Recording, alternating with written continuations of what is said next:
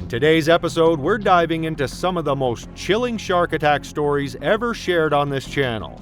From a mother tragically taken by a shark in front of her daughter at the beach, to a stranded crew fighting for survival as ravenous sharks circled their sunken boat, these are tales of terror from the deep. Welcome to Animal Quests. It was January 12, 2010 when 37-year-old Lloyd Skinner and his girlfriend Deborah found themselves on the shore of False Bay in South Africa. Lloyd had long anticipated this trip after months of grueling work in a mine in the Democratic Republic of the Congo. Freshly released from the underground world, he was eager to embrace the warmth of the sun and the freedom of the ocean. This holiday was a chance to unwind before heading to the United Kingdom for his next job. But fate had other plans. Lloyd and his girlfriend Deborah arrived at Fishhook Beach around midday. The beach, known for its protective bay, stretched about 4,900 feet, with gentle waves inviting swimmers into warm waters that averaged just under 62 degrees Fahrenheit and peaked at 75 in summer. Lifeguards perched above, their watchful eyes scanning the scene to ensure the safety of beachgoers. With such assurance, it seemed like nothing could go wrong, but that assumption would soon be shattered. The morning had promised sunshine, but as they stepped onto the sandy shore, they were met with a chill in the air and an overcast sky. The once inviting waves now appeared gray and unwelcoming. Despite the deteriorating weather, Lloyd's enthusiasm for swimming remained unshaken. Deborah, preferring to sunbathe on the beach, encouraged him to enjoy the water alone. With his belongings safe on the sand, Lloyd made his way into the ocean, his heart light with the thrill of adventure. The water was cool and refreshing against Lloyd's skin as he swam out. He ventured about 300 feet from shore, where the waves rose and fell like gentle hills. Standing with the water up to his chest, he felt at ease, surrounded by a handful of other swimmers. It was a perfect day to immerse himself in the sea, even though he knew that sharks were known to roam these waters. He dismissed the thought, eager to embrace the thrill of swimming. After a while, he began to swim back and forth, relishing the solitude. As he did, the ocean's floor beneath him remained obscured, the water darkened by stirring sand and waves. Little did he know that a formidable predator lurked just below, watching him with hungry eyes. Sharks have captivated human imagination for centuries, and among more than 1,000 species, the great white shark stands out as a fearsome predator. The legendary megalodon, an ancient shark believed to have reached lengths of nearly 65 feet, has vanished from our oceans, yet stories of its immense size and ferocity linger in history. Although only fossilized remains exist, the idea of such a colossal creature stirring in the depths sends shivers down the spine. Little did Lloyd know he was about to confront a living embodiment of that primal fear, a 14-foot great white shark capable of rivaling a small minibus. As Lloyd swam, he suddenly noticed his goggles filling with water, prompting him to stop and readjust them. Just as he secured his goggles, a sudden violent pull yanked him underwater. Confusion and panic surged as he realized a 14-foot great white shark had bitten him. Pain erupted in his lower body and instinct kicked in. He began to kick and thrash, desperately trying to break free. Blood mingled with the salt water, staining the ocean red around him. With a frantic scream, he called for help, his voice lost amid the roar of the waves. On the beach, the scene shifted from calm to chaos. Deborah sat up, her heart racing as she heard the distant cries for aid. Others on the shore noticed too, their heads snapping toward the water. Some rushed to help, while others hesitated, fear taking hold. Meanwhile, a wave of dread washed over Lloyd as he struggled to stay afloat, desperate for assistance. But he had underestimated the distance between himself and safety. Then, without warning, the unexpected happened. The shark struck again. This time, its powerful jaws clamped down on Lloyd's abdomen, and agony engulfed him. He realized he was facing a creature capable of easily overpowering him. The sheer size of the predator was staggering. Its head alone seemed massive, making Lloyd feel like a mere plaything in its grip. The shark continued its assault, shaking Lloyd violently as it claimed him as its next meal. Blood clouded the water, turning the ocean into a scene of horror. For a brief moment, the beast released him, and Lloyd floated to the surface. He gasped for air, his breath coming in shallow fits, and caught glimpses of frantic movements on the shore. There were screams that were faint but filled with panic as people began to grasp the terror unfolding before them. Deborah stood frozen on the beach, paralyzed by fear as she watched Lloyd struggle. Helplessness gripped her heart, knowing he was too far to reach. As Lloyd cast a final, desperate look toward the shore, the shark seized him again, dragging him beneath the surface. Lloyd was officially gone, leaving Deborah devastated as she stood amidst the chaos of panic-stricken beachgoers. In the wake of that horrifying scene, emergency services quickly launched a search for Lloyd, but hope of finding him alive faded fast. Witnesses described the attack, wishing for something to recover for his family, yet the shark had consumed him entirely, leaving no trace. Experts confirmed that a great white shark had likely killed Lloyd, having been spotted hours earlier without any warning. If the beach flag had been raised, perhaps this tragedy could have been avoided. It was early morning in September 2022 at Plattenburg Bay, South Africa, and the beach was quiet, the sky painted in soft shades of dawn. The Western Cape's coastline looked picture perfect. Turquoise waves rolled gently to shore, and soft sand stretched along the waterfront, still untouched by crowds. For many South Africans, it was a weekend of rest and celebration for Heritage Day, and families flocked to the beaches to enjoy the holiday. Among them were Kim Basogno, her partner Diego Messi, and their 5-year-old daughter Luna. Kim and Diego had driven 300 miles from Cape Town to enjoy a well-deserved vacation. The couple had built a life together, running a thriving Italian restaurant, Fernando's Pizza and Takeaway in Cape Town. The restaurant had weathered challenges, even surviving the COVID pandemic. With their business stable and thriving again, they had finally taken time to relax and recharge. Their destination was the luxurious Beacon Island Hotel, nestled on the scenic garden route. The hotel was surrounded by pristine sandy beaches, clear waters, and dramatic coastal scenery. On that September morning, the family left their hotel room just after 7 a.m., making their way to the sand before the beach filled up with other holiday goers.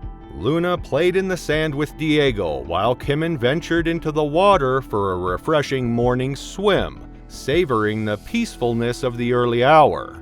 While Plattenburg Bay looked calm, it was also known for its history of shark encounters. Just a year before, a local man, Bruce Wallov, lost his life after a great white shark attacked him while swimming at a nearby sanctuary beach. Following this fatality, local officials closed beaches temporarily as multiple great white sharks had been sighted in the days surrounding the incident. These waters had seen other incidents, like the attack on surfer Dylan Reddering in 2015, which left him with severe leg injuries. Despite an expanded push for safety measures, tourists and locals continue to be drawn to Plattenburg Bay, charmed by its beauty, often unaware of the hidden risks that come with swimming in these wild waters. Further offshore, beneath the waves and beyond Kimmen's notice, a shadow was gliding along the shoreline. A 13-foot great white shark was patrolling the coast, its shape barely visible under the surface. The annual sardine run had ended only a month before, leaving many sharks lingering along the coast where prey had recently been plentiful. Though the water seemed calm, the shark was on the hunt. Kimmen waded waist-deep, close enough to see Luna and Diego playing on the shore. She was only a few yards from them, the water around her clear and shallow. A few other swimmers splashed nearby, enjoying the cool, calm sea. Then, without warning, the shark altered its course, now angling toward the shoreline. It spotted Kimmen in the shallows, her movements catching its attention. Hidden just beneath the water, the predator closed in silently, its powerful tail propelling it forward with terrifying precision. Then, in a split second, it struck. The great white surged forward, breaking through the arc of a wave. In one powerful motion, its massive jaws clamped down around Kimmen's waist, pulling her off her feet in an instant. The impact was like a force of nature, dragging her down with such strength that it left her defenseless. The water around her erupted in a frenzy of foam and blood as the shark thrashed, its jaws locked around her midsection. People on the beach stared, frozen, as they watched the water churn, Kimmen's body momentarily visible through splashes of red as the great white's tail slapped against the waves. Nearby swimmers screamed, scrambling toward the shore in a blind panic, each fearing the shark might turn on them next. Diego and Luna, only yards away, could do nothing but watch, stunned by the horrific sight unfolding just a few steps from where they stood. The shark's jaws had torn through muscle and arteries in a single devastating bite, leaving Kimmen motionless in the water, surrounded by a pool of blood. Her body, still in the shark's grasp, was tossed briefly above the surface as the predator circled before vanishing beneath the waves. The beach fell into silence as rescuers arrived, their lifeboats cutting through the red-stained waves. Onlookers, still processing the horror, could only watch, understanding the tragic finality as Kimmen's body was carefully lifted from the water. Diego held Luna close, their eyes fixed on the spot where their family had been shattered in an instant, realizing that Kimmen was dead. News of Kimmen's death spread quickly, reaching Cape Town and the community that knew her as a devoted mother, partner, and a beacon of kindness. She had a warm and caring nature, always putting others before herself. Each week she volunteered at the OBS Pasta Kitchen, offering warm meals and a constant presence to those in need. To many, her compassion was a lifeline, her spirit one of rare generosity. In the days that followed, the waters at Plattenburg Bay grew calm again, but for Diego, Luna, and the friends she left behind, the waves would always carry the memory of her. Kimmen had entered the ocean in a moment of joy, in a place where she felt most alive. Now, the sea was both a beautiful memory of her spirit and a force that had taken her away without warning, changing everything in an instant.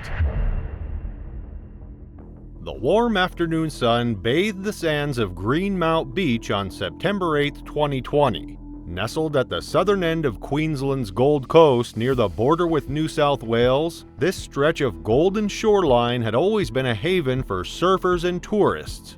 That Tuesday was no different, and surfers flocked to the water eager to make the most of the perfect conditions. Among them was Nick Slater, a 46-year-old real estate agent from Mermaid Beach.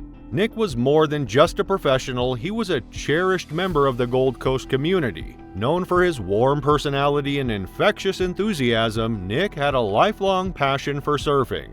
He often spoke about how the ocean brought him peace and joy, providing a much-needed escape from the demands of his career. Greenmount wasn't just a favorite surf spot for Nick, it felt like home.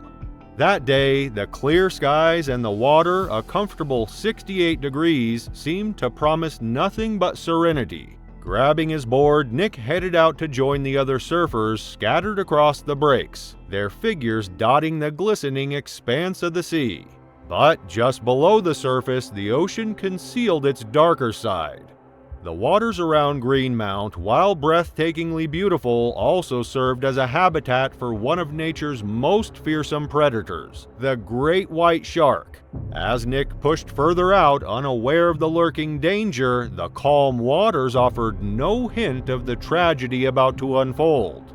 Around 5 p.m., tragedy struck. Without warning, a shadow emerged beneath the waves. A great white shark estimated to be around 10 feet long charged upward. The impact was ferocious. Witnesses saw Nick's board fly into the air before splashing back down unmanned. Blood began to spread across the water as surfers nearby realized the horrifying truth that Nick had been attacked. Fellow surfer Jade Parker was the first to respond. Spotting Nick floating near his board, Jade raced toward him, fearing the worst. At first, he thought Nick might have been knocked unconscious by his board, but as he approached, the grim reality became clear. Nick was seriously injured, his left arm torn apart by the shark's powerful bite. Jade later described the scene as terrifying beyond words. Jade and a few other surfers managed to pull Nick onto his board and paddle him back to shore. The journey was frantic and desperate, with every second essential to Nick's survival. Blood trailed behind him, and while the shark seemed to have retreated, the possibility of another strike remained. When they reached the sand, a crowd had already gathered, drawn by the commotion. Lifeguards and beachgoers immediately mobilized, forming a coordinated effort to bring Nick to safety and provide life-saving care. In a race against time, can the efforts of strangers overcome the odds stacked by nature's fiercest predator? Using whatever resources they had on hand, they attempted to stabilize him while awaiting professional assistance. Within minutes, paramedics arrived on the scene, bringing advanced medical equipment and expertise. They began administering emergency treatment, applying pressure to control the severe bleeding and assessing the extent of the injuries. The team worked tirelessly to keep him alive, fighting against the critical loss of blood and the extensive damage inflicted by the shark. Nick's injuries were catastrophic, with massive trauma to his leg causing irreparable damage. The blood loss had been severe, and despite the lifeguards' quick actions and the paramedics' relentless efforts, his condition continued to deteriorate. Onlookers stood in tense silence, hoping for a miracle as the medical team worked against the odds. Tragically, their efforts were not enough. Nick succumbed to his injuries on the beach, leaving the community in shock and mourning the loss of a man whose life revolved around the very ocean that claimed him. An investigation revealed that the bite mark on Nick's surfboard formed a rough circle nearly 15 inches across. Embedded in the fiberglass was a single tooth, unmistakably belonging to a great white shark, one of the ocean's most fearsome predators. These apex hunters, with their torpedo-shaped bodies, can reach speeds of up to 35 miles per hour. Their bite force, exceeding 4,000 pounds, allows them to deliver devastating strikes with deadly precision. The attack on Nick was no exception. Quick, calculated, and tragically fatal. In the wake of Nick's death, authorities closed beaches along the Gold Coast from Burleigh Heads to the New South Wales border. Helicopters scanned the waters and shark nets were inspected for breaches. Nick's death marked the first fatal shark attack on a Gold Coast beach in over 6 decades. The incident reignited debates about shark control measures such as nets and drum lines, which have been criticized for harming marine life without guaranteeing human safety.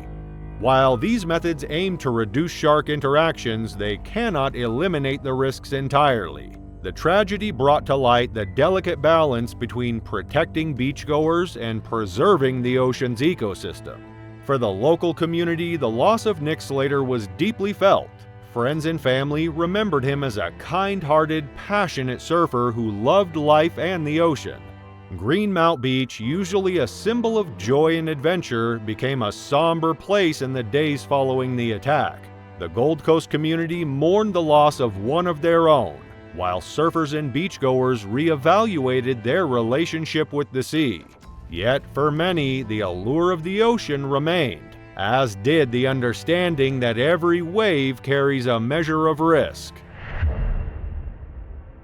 Imagine being stranded in the vast open ocean, the wreckage of your ship floating around you. Panic floods your mind as you watch helplessly, your friends being dragged beneath the waves by hungry sharks.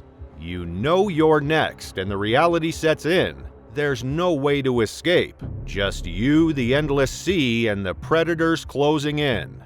This was Ray Boundy's nightmare when his ship went down and the sharks turned their hunger on him and his crew. What happened next was a horrifying battle for survival in the open ocean. It was July 22, 1983, when 27-year-old Ray Boundy, a seasoned captain, set out on a fishing trip off the coast of Townsville, Australia. Alongside him were his second-in-command, 23-year-old Dennis Murphy, and his girlfriend Linda Horton, who was 21 years old. The sea was calm and the mood was light as they headed out, expecting another successful day on the water. The first 2 days passed without any incident, but on the third day everything changed.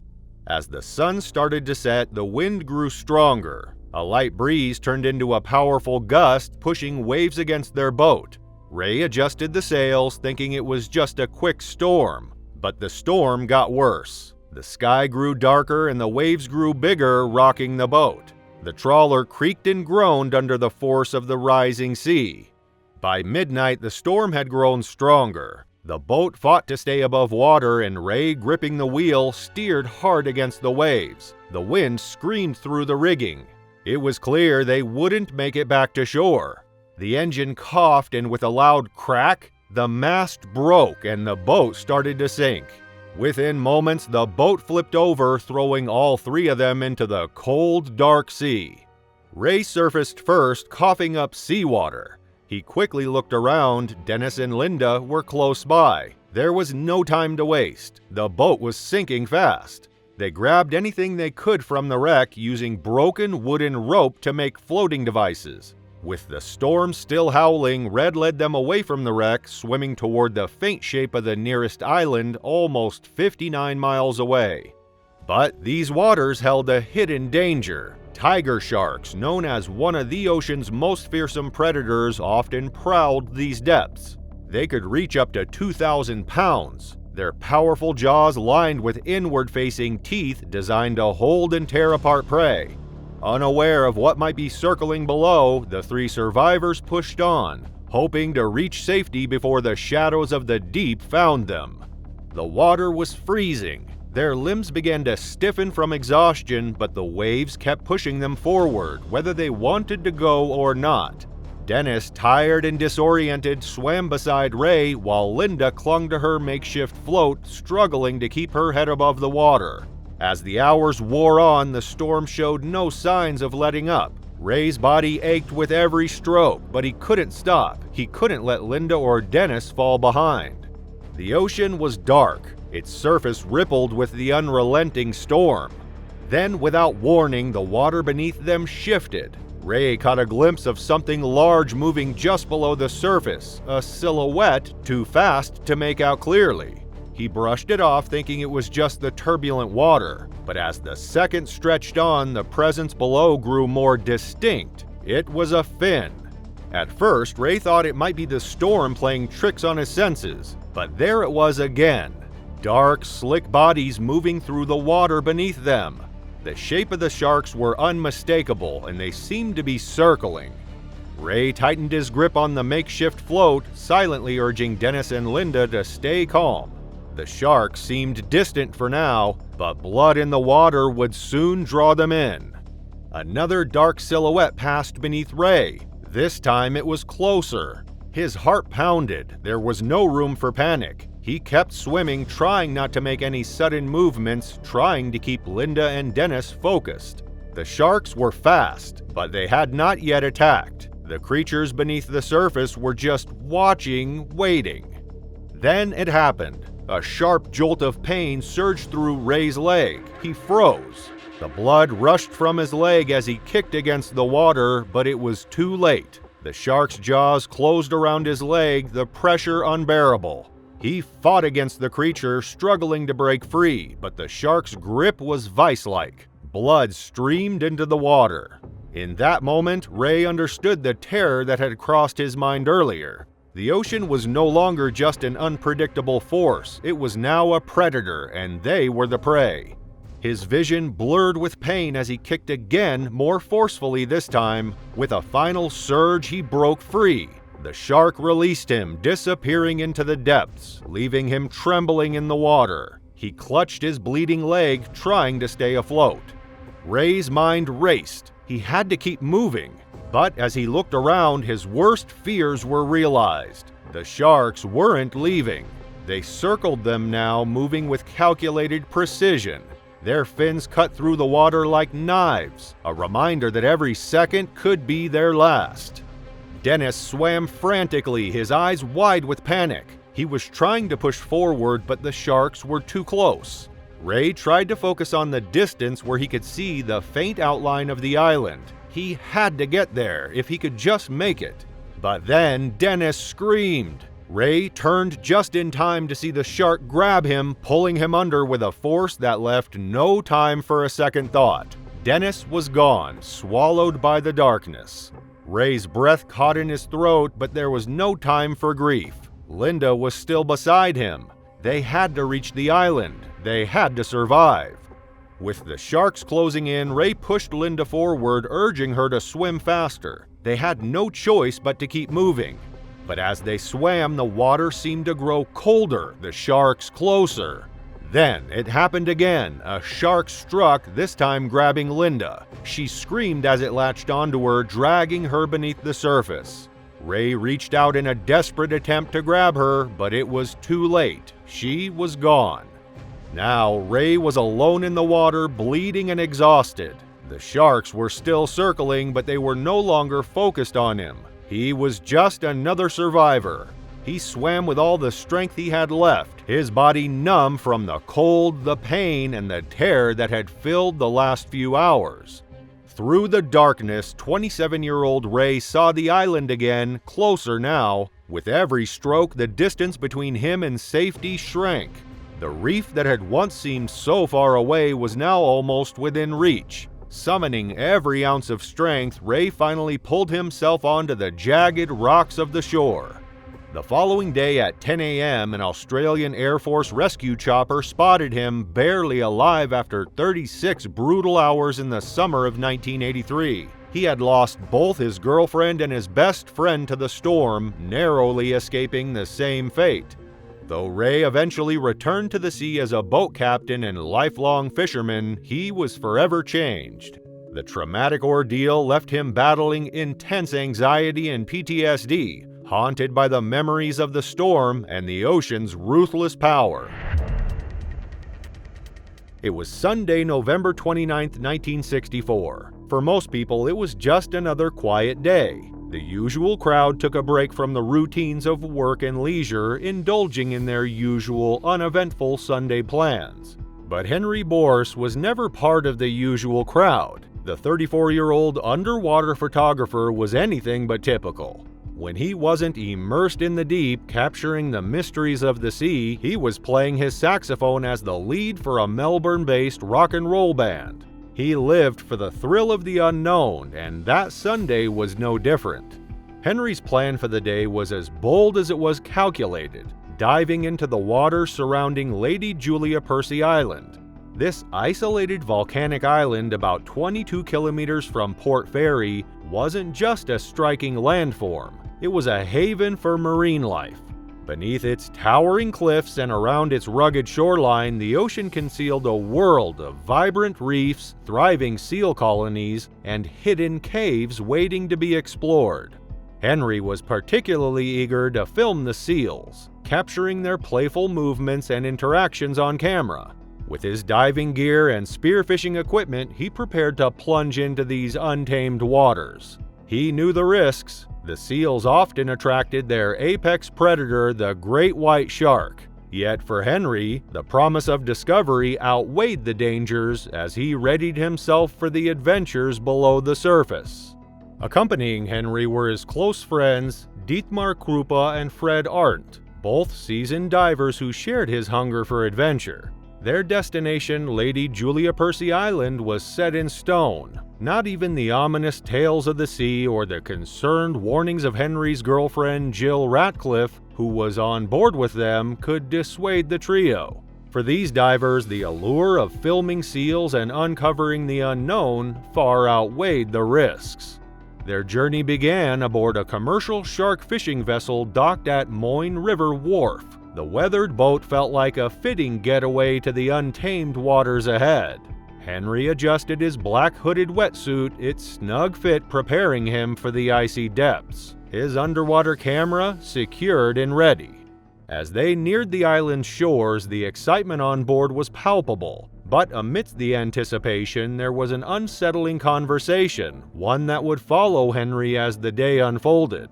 They talked about Big Ben, a massive great white shark that supposedly roamed the waters near the island. Some claimed it was over 20 feet long, a monster of the deep with a reputation as monstrous as its size. Local fishermen had scars to prove its existence. Some shrugged it off as nothing more than a myth, a creature born of exaggeration.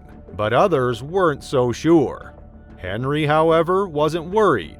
He had a job to do. Seals to film. A day to capture on film. It was just another story to add to his portfolio.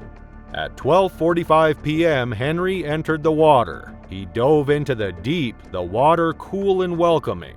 The visibility was poor, but he was used to it. For over an hour, Henry filmed, capturing the seals as they danced in the waves, their sleek bodies gliding through the water. The serene beauty of the ocean was intoxicating. But when he returned to the boat around 1:15 p.m., something seemed wrong. The footage hadn't captured what he had hoped. Unsatisfied with the first film roll, Henry chose to dive again. This time, Dietmar and Fred joined him, each armed with a spear, ready to continue their exploration. As they descended into the murky depths, the lively atmosphere they had experienced earlier began to change. The group initially spotted the seals again, rolling playfully in the waves and darting between the divers with effortless grace. However, within moments, the seals suddenly vanished, their playful energy replaced by an eerie stillness in the water. The water, which had been full of life and movement, had grown still. Despite the poor visibility, it was clear something had shifted. They dove deeper to around 30 feet searching for the seals, but the ocean gave no answers. After a few moments, they realized they needed to resurface. Something wasn't right. Henry was the first to break the surface, his head emerging into the open air. And then, without warning, something hit him fast and forceful. The impact was unlike anything he'd ever experienced. His body was violently yanked, pulled beneath the water with terrifying speed. In that instant, Henry understood what had attacked him. He threw his arms into the air and screamed, "Shark!" desperately trying to warn the others as he was pulled deeper into the water. The force of the current churned around him, unmistakable in its strength. His mask and snorkel were ripped from his face, and then he realized this was no ordinary shark. It was Big Ben. The massive shark had him. Its grip was unrelenting. Its jaws sank deep into his leg, tearing through flesh as if it were paper. Pain shot through him, but there was something more pressing. He was drowning. The shark didn't just bite, it pulled him under, dragging him into the abyss. In that moment, the world around him turned black. He was suffocating, every breath he tried to take only filling his lungs with water. Henry reached out, his hands grasping at the massive snout of the shark, but it was no use. The creature was too strong. Its teeth sank deeper into his leg as it shook him like a rag doll. And then, just as suddenly as it began, the shark released him. For a split second, there was a strange calm. But it wasn't peace, just a pause before the next onslaught. Henry swam to the surface, gasping for air. The events that had unfolded had shocked him. He reached down to his leg only to find it gone. The shark had torn it away. His friends, Dietmar and Fred, who had been nearby, quickly swam over to him. They had been caught off guard by the sudden violence, unable to react in time. But just as they reached him, the water shifted. The shark was back, hungry, relentless. It came at Henry again, teeth bared. But this time, Dietmar and Fred were ready. With spears in hand, they fought the shark off, each strike a desperate attempt to keep the predator at bay.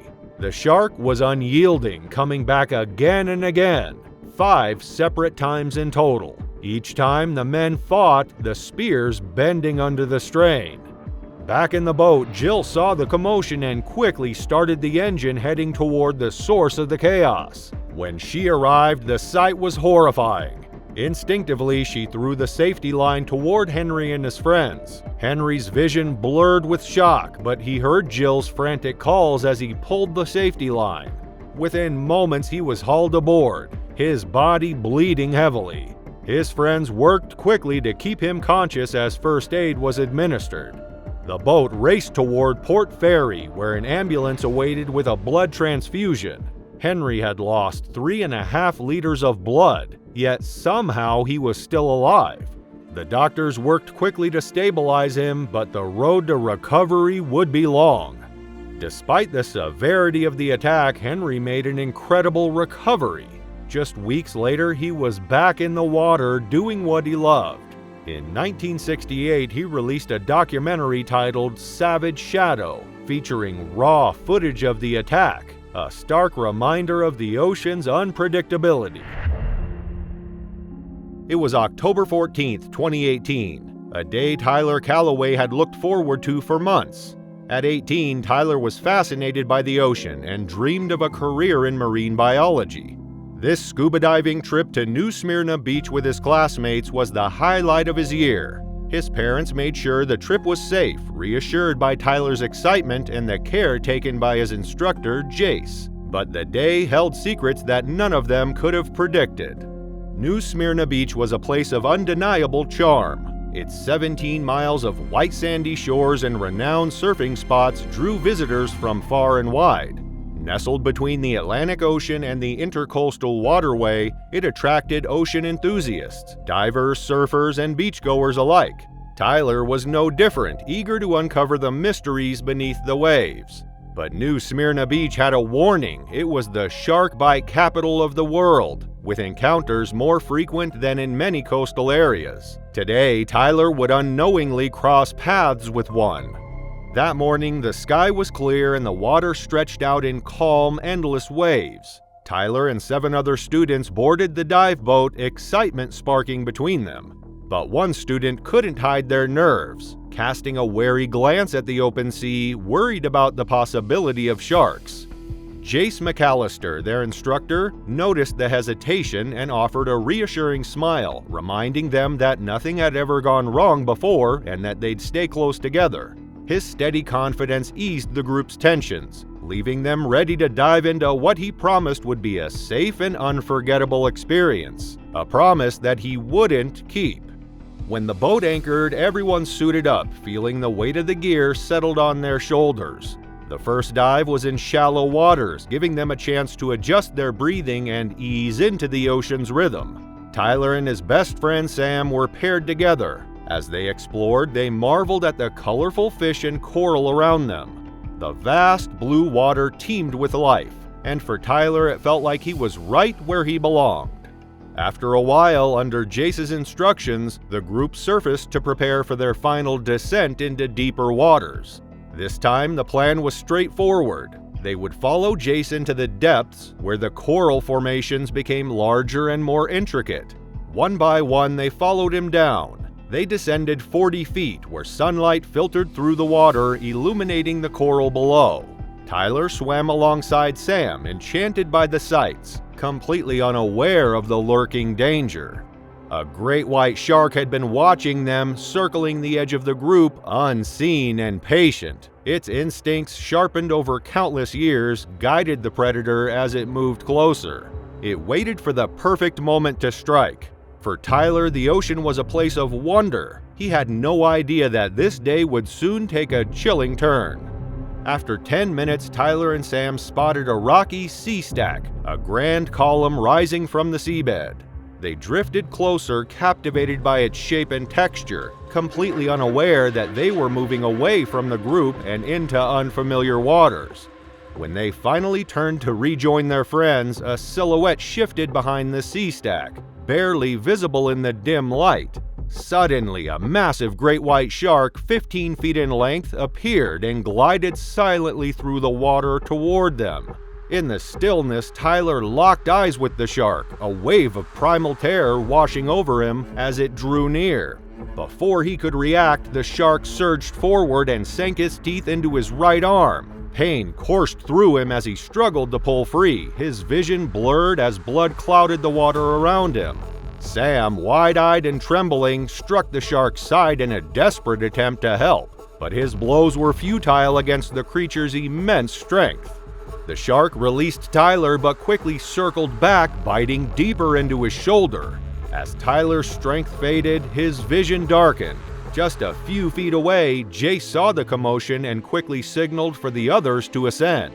Without hesitation, he surged toward Tyler and Sam, driven by a determination to reach them before it was too late. By the time Jace reached them, the water was thick with blood.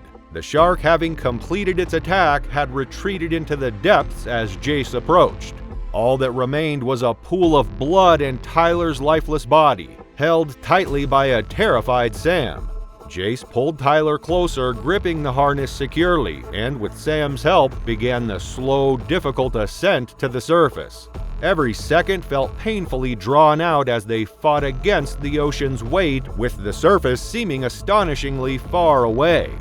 When they finally broke through, the boat crew rushed to pull them aboard, their expression shifting to horror as they saw Tyler's injuries. Jace and the crew worked frantically, pressing gauze against the wounds, trying to keep Tyler conscious. But his breaths grew shallow, his skin pale, his eyes half closed, as he drifted between consciousness and darkness. His friends watched helplessly, some in tears, as the boat sped toward shore. The horror of the day seared into their minds. As Tyler's strength faded, he succumbed to his injuries on the boat. In the weeks that followed, students, friends, and family remembered him as a kind-hearted person known for his adventurous spirit. His sudden passing left a painful void, and those who knew him struggled to make sense of losing someone so full of promise and light. It was a bright, calm Thursday morning on January 26, 1989, when Roy Stoddard and Tamara McAllister prepared for another training session off the coast of Malibu, California. They were a pair of 24-year-old teachers who had met at the school where they both worked in West Malibu. United by a mutual love for adventure, Roy and Tamara spent countless hours exploring nature together. Tamara, ambitious and driven, was preparing for public health work in Kenya as part of her master's degree, while Roy, ever the thrill seeker, pursued an array of outdoor activities from mountain climbing and surfing to scuba diving and kayaking. Together, they found joy in the simplest pursuits: hiking, camping, and more recently, kayaking along Malibu's rugged coastline. Their destination that morning was a familiar one, a 3-mile loop from Latigo Point to Paradise Cove. The two were training for an upcoming triathlon, which meant mornings were often spent paddling the open water, building endurance and mental strength. As they arrived on the shore, they paused, savoring a quiet moment with their coffee and muffins, a pre-training ritual that had become almost second nature. The sea stretched out before them, calm and inviting, seemingly unaware of the darker depths that lay beneath. Just before 9:30 a.m., they pushed their single-man kayaks into the water and began paddling northwards around Latigo Point, following a route that had always been safe until that day. The skies were bright and the wind was light, brushing softly against their faces as they navigated the calm waters. They felt the thrill of freedom as they moved deeper into the sea, unaware that fate had other plans for them. The waters around Latigo Point were familiar territory for Roy and Tamara. They paddled close to shore, just inside the thick kelp beds that lined the coast. For seasoned ocean-goers like Roy, these kelp forests provided a stunning underwater landscape and a natural barrier against larger predators. But today, something felt off. The kelp appeared sparse and less vibrant, and the wind picked up, creating waves that splashed against their kayaks, stinging their eyes with salt. Roy felt a growing unease. The ocean didn't seem as safe as it once had. They pressed on despite the wind's growing intensity, zipping up their windbreakers to shield themselves from the cold. Tamara, less experienced than Roy on the water, found herself drifting off course as the wind pulled her kayak to the side. She struggled to steady herself and Roy paddled back, lashing his kayak to hers to keep them moving in the same direction. This pause gave them a brief respite, the time to exchange a smile and a nod before they continued. Roy took the lead, creating a wake for Tamara to follow, and soon they had Paradise Cove in sight. Their progress, however, was slower than usual, and the waters had become unexpectedly choppy. Without warning, a powerful force struck from below, crashing into their kayaks and throwing both of them into the water. The calm morning had erupted into chaos. Tamara resurfaced first, coughing and disoriented, her mind racing to make sense of what had just happened. A deep, primal fear began to claw at her as she looked around, finding herself alone in the water. She felt a sudden, excruciating tug on her leg and was yanked downward, the cold water swallowing her as something powerful gripped her thigh. Roy, dazed and blinking away the pain from a blow to his head, turned at the sound of Tamara's terrified scream. He glimpsed her momentarily breaking the surface before disappearing, pulled under by an unseen force. In that instant, Roy realized a shark had dragged her down. Heart pounding, he swam toward the red-stained water and grasped her hand, desperate to pull her to safety. But every attempt to flip the kayaks failed. The slippery hulls offered no leverage, and he struggled to hold on to Tamara.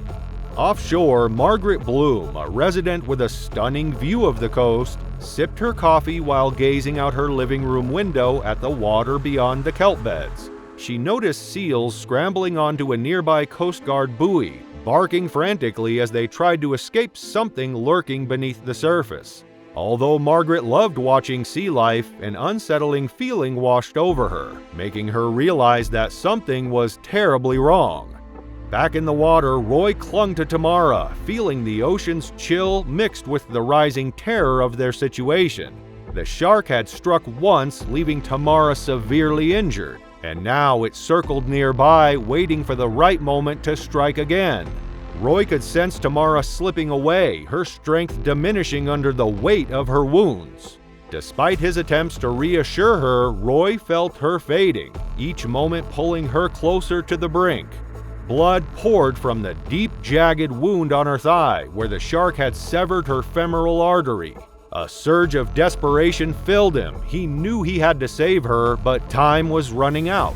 As he struggled to keep them both afloat, a shadow loomed beneath the surface. The shark had returned, driven by the scent of blood in the water. Before Roy could react, the predator struck again, this time latching onto him with a force that ripped him away from Tamara and pulled him under. Tamara, injured and terrified, could only watch helplessly as the ocean claimed Roy. Despite her own wounds, she fought to stay afloat, but the currents were unforgiving. As the minutes passed, the kayaks drifted aimlessly, their bright colors stark against the calm sea. Margaret, alarmed by the unusual disturbance, grabbed her phone and dialed emergency services, her eyes fixed on the turbulent water below. Though she described the chaos unfolding before her, her concerns were initially met with skepticism. After all, the ocean had always been unpredictable, and it was difficult for the authorities to imagine something sinister occurring in such a familiar spot. However, when Roy and Tamara didn't show up for work the following day, their friends and colleagues began to grow increasingly worried. The couple had a well-known routine, and it was uncharacteristic of them to disappear without a word. As anxiety turned into alarm, they recalled Margaret's report of the strange commotion in the water, prompting them to contact the authorities again and urge a search along the couple's usual route. Upon inspection, the kayaks were discovered floating and overturned, less than 20 miles from their intended path across Santa Monica Bay. Stress fractures marked their hulls, and one kayak had a significant hole in the bow. An engineer analyzing the damage concluded that the force required to inflict such injuries must have come from an object weighing over 2,000 pounds and traveling at least 17 knots, characteristics consistent with a great white shark. Tragically, the following day, the crew of a sailing boat found Tamara's body drifting, carried by the current 30 miles north of Paradise Cove. She was still wearing her life jacket, indicating she had not been swimming during the attack. Deep bite wounds marred her upper thighs, one of which severed her femoral artery, suggesting an assailant at least 5 feet long. Despite extensive searches by the U.S. Coast Guard, no trace of Roy was ever found, leaving their adventurous spirits lost to the ocean's depths. On May 7, 1959, a warm spring evening drew 18-year-old Albert Kogler and his friend Shirley O'Neill to San Francisco's Baker Beach. The unseasonably mild weather provided the perfect escape from their college routines. With the Golden Gate Bridge towering in the distance and the sun casting long golden rays across the Pacific, the scene seemed idyllic. The pair arrived eager to enjoy the serenity of the beach, unaware of the hidden dangers lurking beyond the waves. 18-year-old Albert Kogler and Shirley O'Neill first met at a freshman dance and instantly connected. Both shared a common bond as residents of San Francisco's Sunset District and students at San Francisco State College. Albert was pursuing a degree in business and finance, inspired by his father's successful career as an investment broker in Corte de Madera. On the warm evening of May 7, 1959, Albert suggested to Shirley that they head to the beach for a swim, a perfect way to enjoy the unseasonably mild weather. As they settled on a blanket near the shore, their conversation turned reflective. Albert noticed the golden cross Shirley wore and asked about her faith. She spoke earnestly about her Catholic beliefs, while Albert, less devout, admitted his curiosity about life after death. The exchange added a contemplative tone to their evening, a prelude to the unimaginable events that would soon unfold. How does a peaceful swim under a glowing sky turn into a fight for survival? The water, though brisk at 57 degrees, glistened invitingly under the fading sun. It was a quiet evening with no one on the water. Albert and Shirley waded in, laughing as they swam about 50 yards from the shore. The ocean seemed calm, the kind of evening that promised timeless memories. Yet, hidden beneath the waves, a great white shark, estimated to be nearly 12 feet long, moved silently toward its unsuspecting prey. The predator, a master of stealth and power, was about to strike with devastating force. Suddenly, a sharp cry broke the tranquility. Albert screamed as a massive shape lunged from the depths. Shirley turned in shock to see a slick gray body arching 6 feet out of the water. It struck Albert with great force, dragging him below the surface as waves churned violently around him. The water darkened with a plume of red. Albert managed to resurface, gasping for air, and shouted that it was a shark. Shirley, frozen for a moment, heard his panicked voice telling her to swim for safety. She obeyed instinctively, paddling frantically toward the shore, but stopped mid-stroke. Albert's voice still called out, weaker this time. Looking back, she saw him struggling, his arm hanging limply at his side, barely attached to his body. Determined not to abandon him, Shirley turned back into the cold, turbulent waters. She reached him quickly, her heart pounding as she noticed the extent of his injuries. Blood flowed freely from a massive wound on his left side, the telltale sign of a single ferocious bite from the shark. The monstrous animal had already fled, but Albert's condition was critical. Fighting through the shock, she grabbed Albert under his back and urged him to float on his back to conserve energy. With immense effort, Shirley began towing him toward the shore. Can sheer willpower and faith triumph in the face of overwhelming tragedy? On the beach, U.S. Army Master Sergeant Leo Day, who had been walking nearby, witnessed the horrifying attack. He ran to his car and called for help before hurrying to the water's edge. Onlookers began to gather, shouting encouragement to Shirley as she fought against the currents to bring Albert to safety.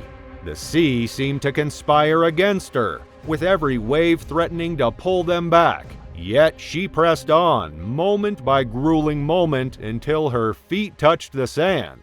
With help from those on shore, Shirley managed to pull Albert onto the beach. His body was cold and pale, his breathing shallow. His left arm was nearly severed, and deep lacerations ran across his chest and shoulder. Blood pooled around him, staining the sand. The group quickly covered him with a blanket while Shirley knelt by his side, cradling his head. Emergency services had been called, but the terrain made it difficult for rescue vehicles to reach the beach. The Coast Guard was on its way, but every minute felt like an eternity. Shirley, recalling their earlier conversation about faith, clutched the gold cross around her neck and spoke softly to Albert. She reminded him of his belief in God, though he had never been especially religious. Using seawater, she performed a baptism right there on the sand. Her voice trembled as she whispered prayers, holding his gaze. Albert's lips moved faintly as he repeated the act of contrition, his voice barely audible. "I love God. I love my mom and dad," he managed to stutter before his body went still. Shirley watched as his eyes fluttered closed. By the time the Coast Guard arrived to rush him to Letterman Army Hospital at the Presidio, Albert had succumbed to his injuries. It was 8:15 p.m. when he was pronounced dead, his parents at his bedside.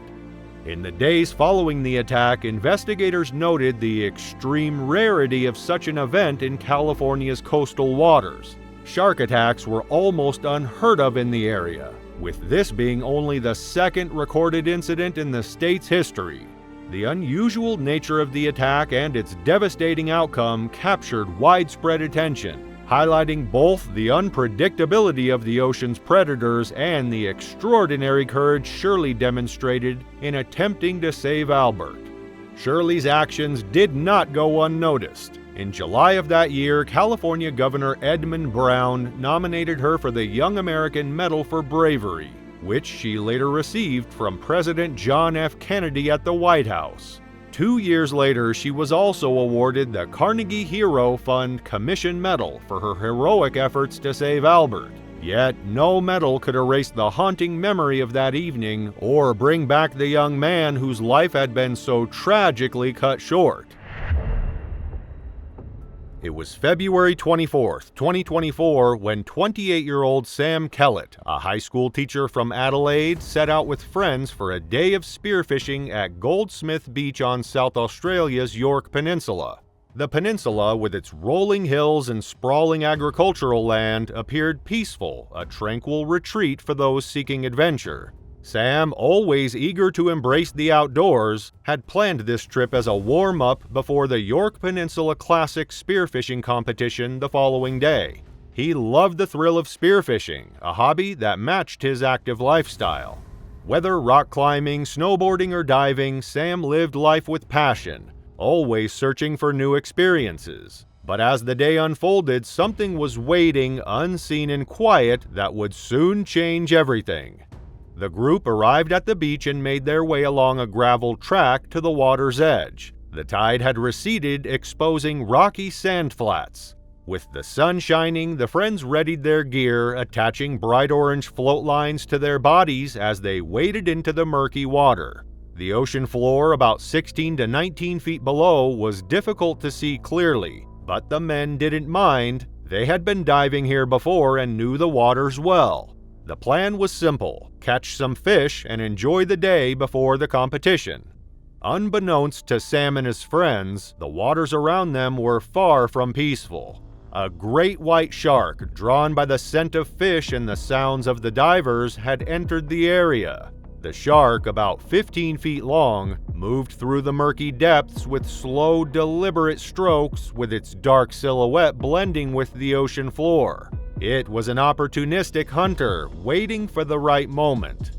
As the group dispersed to dive, each focusing on their own hunting, Sam swam further from the shore, spear gun in hand. He was deep into the rhythm of the dive, unaware of the predator lurking below. The visibility was poor, and the sound of his breath was the only thing he could hear. The ocean felt serene, but danger was silently approaching. Aaron Whitaker, a friend of Sam's, was a short distance away when he first noticed the massive silhouette rising from the depths. The shark, its back fin cutting through the water like a dark knife, was headed straight for Sam. Aaron's eyes widened in horror as the enormous creature surged toward his friend. It was at least 16 feet long, a great white shark, the kind of predator every diver feared. Before anyone could react, the shark closed the distance in a matter of seconds. Its body propelled upward, mouth wide open, and with an almighty splash, the creature lunged for Sam. Aaron froze in terror as he watched, helpless to intervene. Sam, completely unaware of the impending danger, continued his dive. Then it happened. The surface of the water erupted as the shark's massive jaws sank into Sam. Wyatt Remont, another friend, screamed in shock as the thrashing began. The water turned dark with blood, and for a brief moment, the chaos masked the true horror of the situation. Sam's body vanished beneath the surface, the shark still thrashing violently in the water. The others could only watch in disbelief, powerless to help. Nicholas Carson, who had been diving nearby, surfaced just in time to see the horrific scene unfold. He saw the shark's massive tail break the surface before disappearing into the depths, and the reality of what was happening hit him hard. One of their friends, Sam, was being attacked by the shark, but there was nothing they could do. In the moments that followed, the friends scrambled to find Sam, desperately scanning the water for any sign of him. The pool of blood spread, turning the water crimson, but Sam was nowhere to be seen. The shark had vanished as quickly as it had appeared, leaving nothing but the remains of its attack. Sam had been an experienced diver, a man who loved the ocean and had a deep respect for marine life. He had always known the risks of his hobbies, and while his friends were in shock, they knew he would have accepted that danger as part of the experience. Sam had simply been in the wrong place at the wrong time. Investigators later returned to the site, hoping to find some clue as to what had happened. All they found were 2 weights from Sam's weight belt severed and lying on the ocean floor alongside his spear gun. Upon closer inspection, the weights showed signs of being bitten, consistent with the bite marks of a great white shark. Experts confirmed that the shark responsible was indeed a great white, known for being an opportunistic predator. Despite the danger they posed, great whites are also an integral part of the marine ecosystem.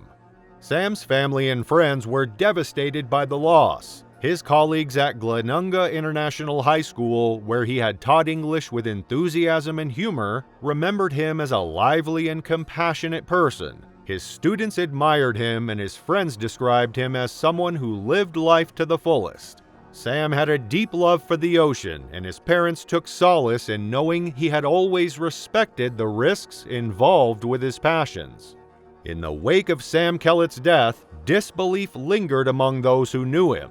A beloved teacher and adventurer, Sam had a deep respect for the ocean, understanding its risks. His passing was a tragic reminder of the ocean's unpredictability. He loved the sea, despite the dangers it held. On August 12, 1963, in Rio Haina, Dominican Republic, 16-year-old best friends Manuel Garcia, Carlos Diaz, and Raymond Perez sought relief from the oppressing summer heat. Their destination, the breakwater near the port, a familiar spot where they had spent countless hours swimming and diving. But this day would be different. Beneath the inviting waves, something horrifying lurked. The Dominican Republic, known for its stunning coastlines and tropical beauty, is a place where the sea is woven into daily life. The waters surrounding this Caribbean nation are home to diverse marine life, from vibrant coral reefs to deadly predators.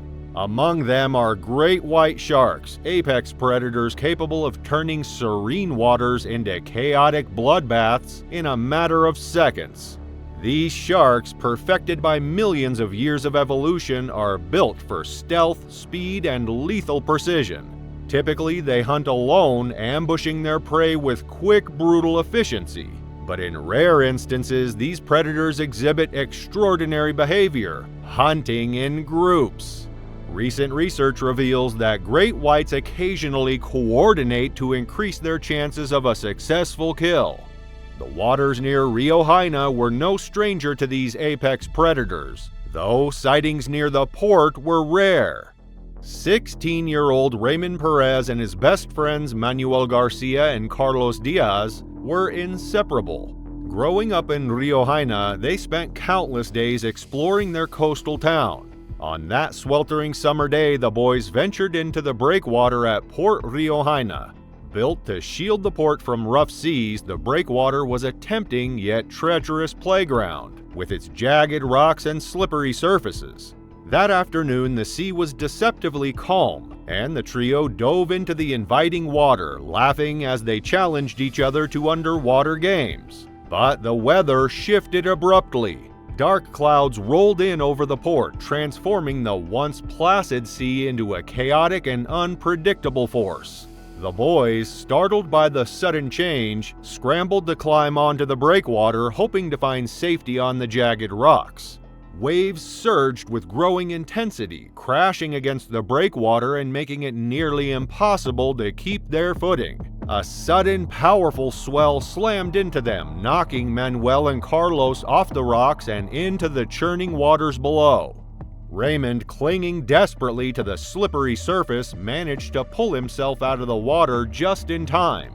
From his precarious position, he could only watch helplessly as the waves carried his two friends farther out to sea.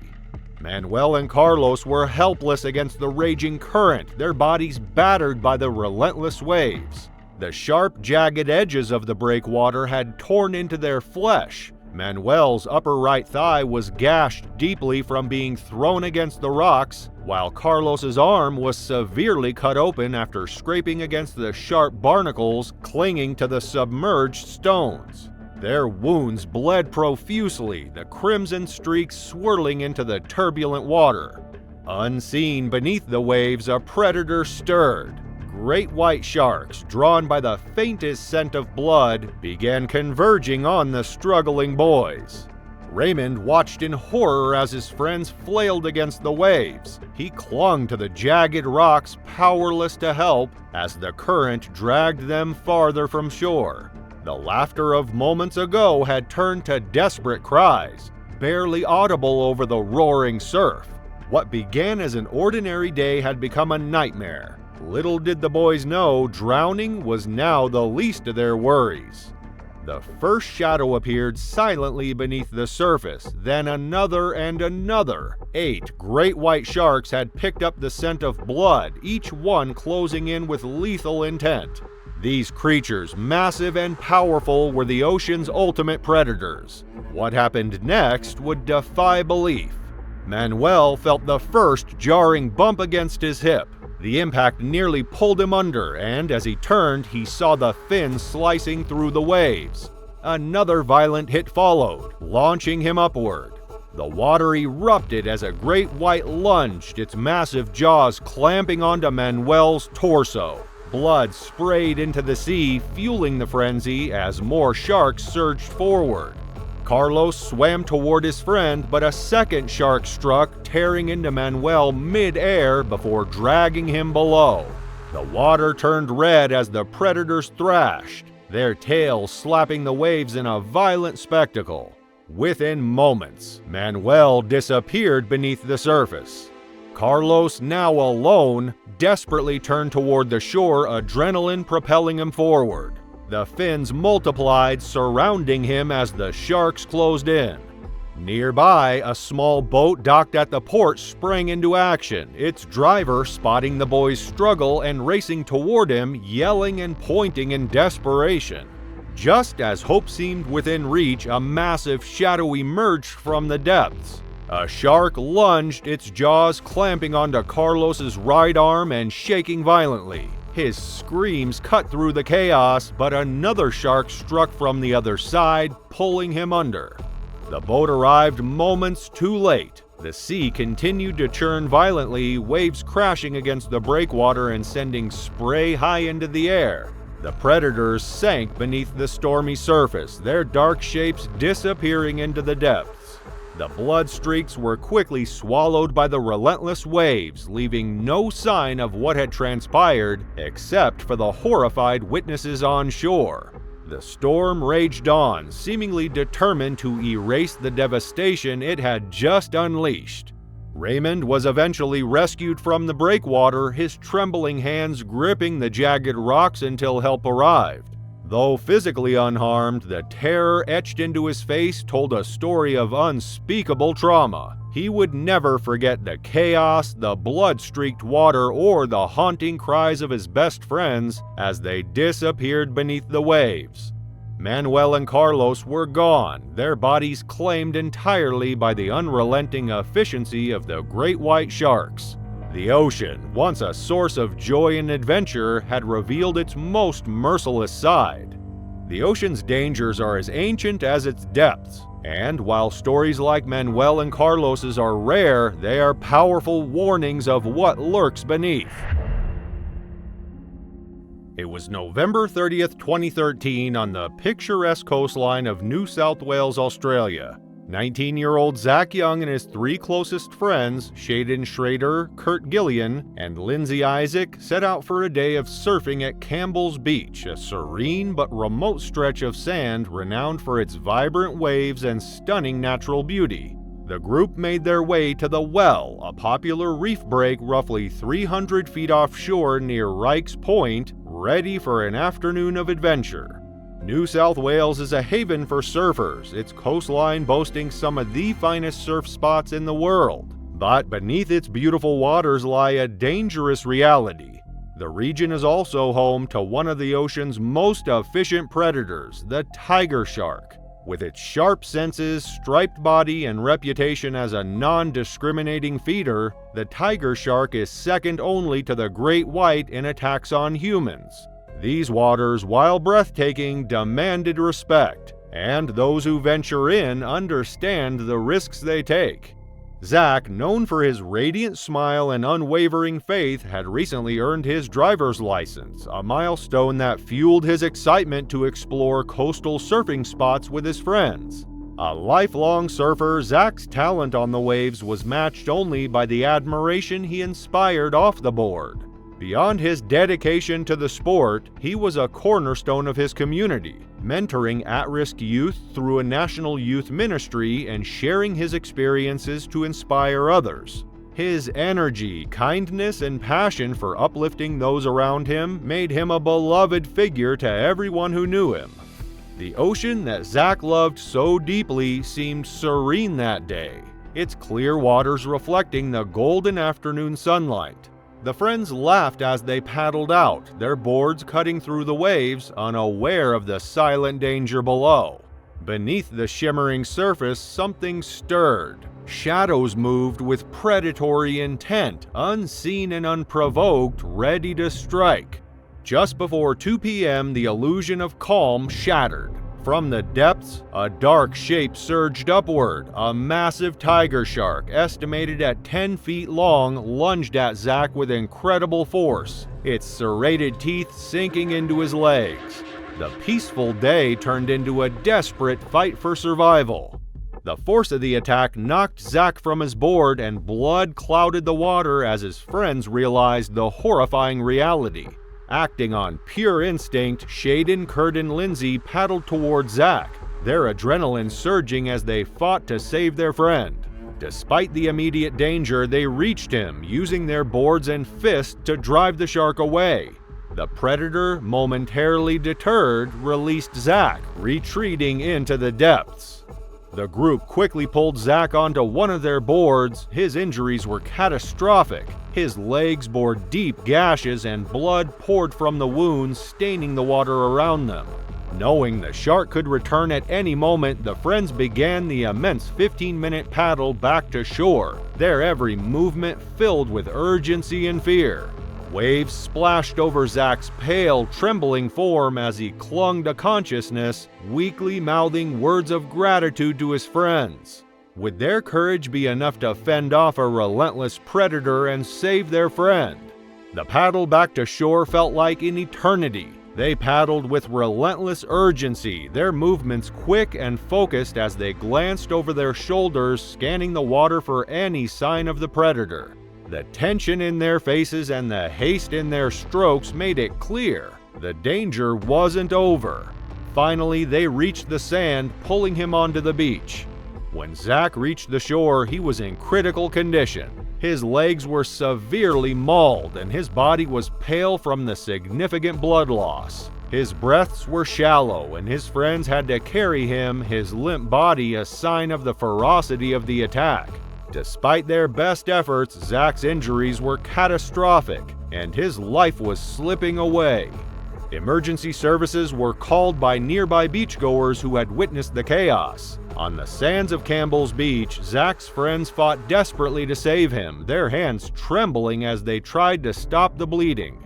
Gravely injured and weak, Zach, a person of deep faith, began to pray aloud, his voice faltering. With his final breath, he said, "I love you guys, I love you." A heartbreaking witness of their bond and Zach's caring spirit. Moments later, his body stilled, leaving his friends and the beach in stunned silence. The loss of Zach Young deeply shook his community and the surfing world. After the attack, Campbell's Beach was closed as water police, marine rescue teams, and Surf Lifesaving New South Wales scoured the waters for the tiger shark responsible. A biologist analysis confirmed the attacker was an 8-foot tiger shark, its powerful jaws leaving devastating wounds. Shortly after Zach's death, up to 400 surfers paddled out at Town Beach in Port Macquarie for a powerful memorial. They formed a circle on their boards, prayed, and held a minute of silence to honor Zach. Online, a tribute page overflowed with messages of love and sorrow, many recalling his warmth and generosity. Zach's friends, Shaden Schrader, Kurt Gillian, and Lindsay Isaac, expressed their determination to continue surfing, knowing Zach would have wanted them to embrace the waves they all loved. Their resilience and courage demonstrated the strength of their bond and their commitment to honoring his memory. It was the afternoon of July 18, 2023, in the Southern Caribbean at Nirvana, a renowned dive site near the island of San Andreas. Known for its crystal clear waters and vibrant coral reefs, this area forms part of the Seaflower Biosphere Reserve, a UNESCO-protected paradise for divers who come to explore its stunning marine life. Among those captivated by this underwater world was Christian Castanovia, a 38-year-old adventurer whose life had been intricately woven with the sea. Freediving, the art of diving without the aid of breathing equipment, relying solely on the diver's ability to hold their breath, was a discipline Christian had mastered. It required immense skill, mental focus, and a deep understanding of one's own physical limits. Christian wasn't just any freediver, he was well known and respected in the freediving community, holding 25 Colombian freediving records, each achievement a testament to his bond with the waters that had shaped his life. On that fateful day, Christian was preparing for another dive in conditions that were as calm and pristine as they always were at Nirvana. He and his group of longtime freediving companions boarded a small boat that took them to the edge of the dive site. The boat bobbed gently on the water as they secured their gear. No heavy equipment, just wetsuits and weight belts, allowing them to move effortlessly through the water. One by one, they slipped into the sea, their bodies barely disturbing the surface as they took deep, controlled breaths to prepare for the dive. Surrounded by the colors of the coral gardens and the familiar rhythms of the ocean, Christian was at home. He was comfortable, almost like a fish himself, a man born to swim. Yet, beneath this peaceful beauty, the ocean held more than just serenity. Lurking in the deep, unseen yet ever-present, was the oceanic white-tip shark, a creature both feared and respected by divers. Known for its boldness and curiosity, the shark often approached divers, usually without incident. Christian had encountered these predators before and understood the delicate balance required to coexist with the ocean's creatures. He had always maintained a respectful distance, knowing that survival meant respecting their territory. But on this day, the ocean's balance was about to shift. Christian and his group had been free diving for about an hour, taking turns diving for 2 to 4 minutes while the others waited on the boat, ready to regroup after every dive. Each descent had revealed stunning views of coral and fish, and after his friends returned from their latest descent, Christian decided to venture back for one final look. The midday light shimmered on the surface as Christian swam peacefully, descending to about 20 feet as he explored the vibrant underwater world, unaware of the silent predator approaching from the blue. Suddenly, a large oceanic white-tipped shark emerged, its sleek torpedo-shaped body cutting effortlessly through the water. For a brief moment, Christian saw the shadow of the shark below, but by the time he realized the danger, it was too late.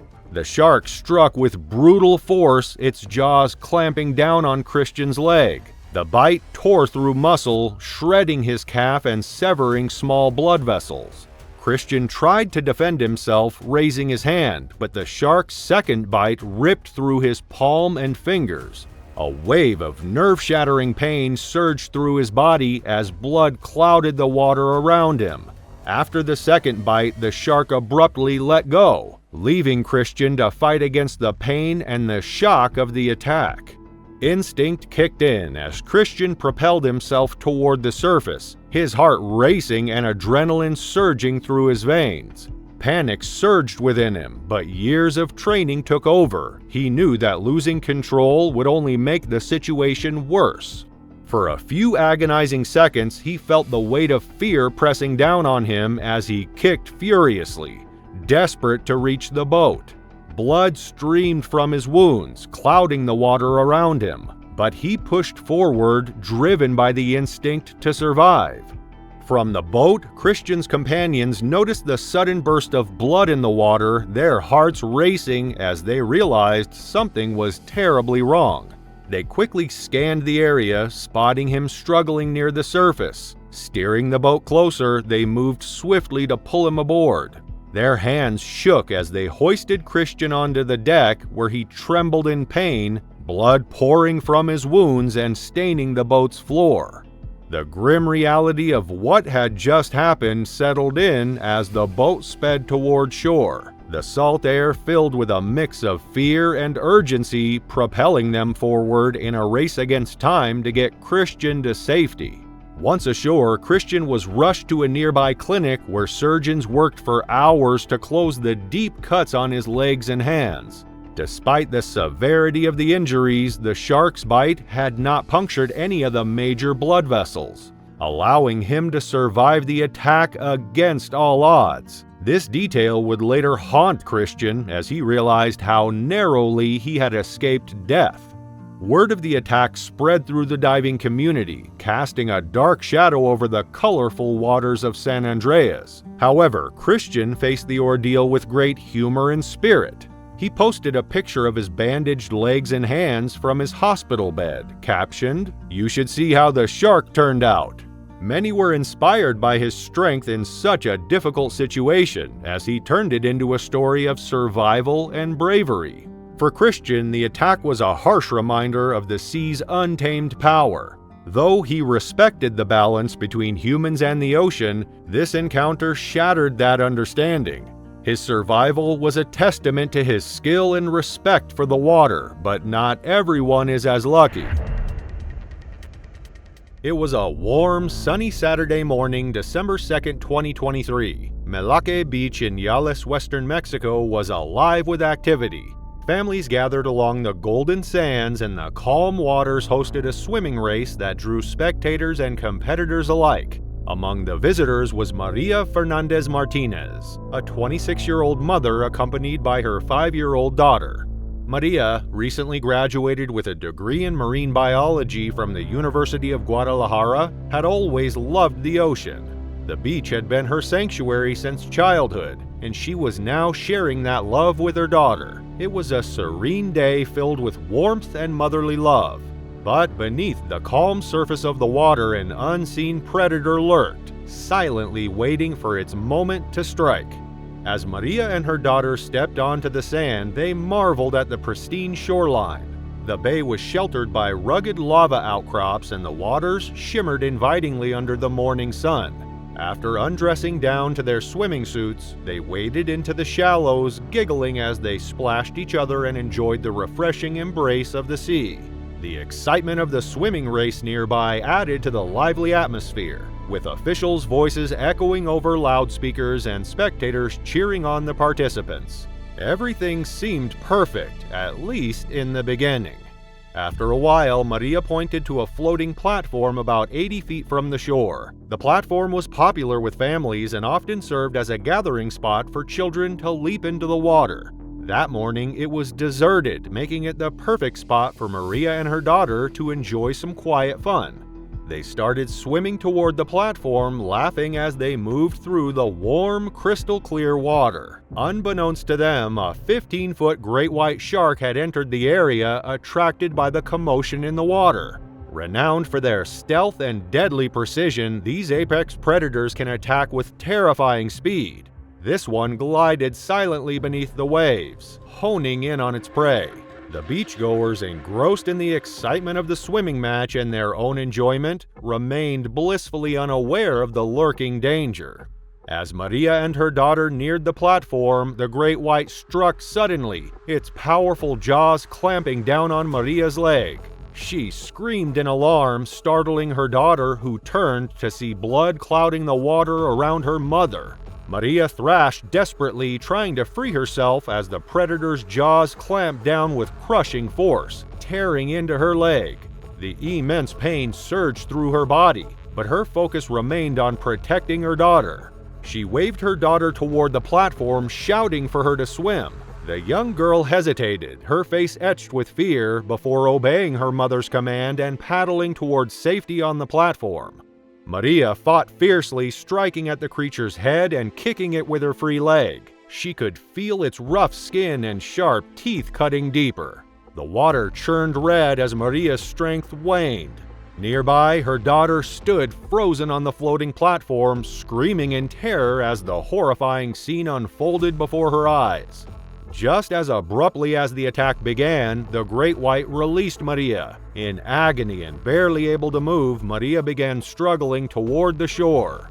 On the beach, bystanders noticed the commotion and rushed into the shallows. At first, some mistook Maria's frantic splashing for playful activity, but the sight of blood quickly erased any doubt. As she struggled toward the shore, a group of rescuers waded out to her, grabbing her arms and pulling her onto the sand. The scene that met them was horrifying.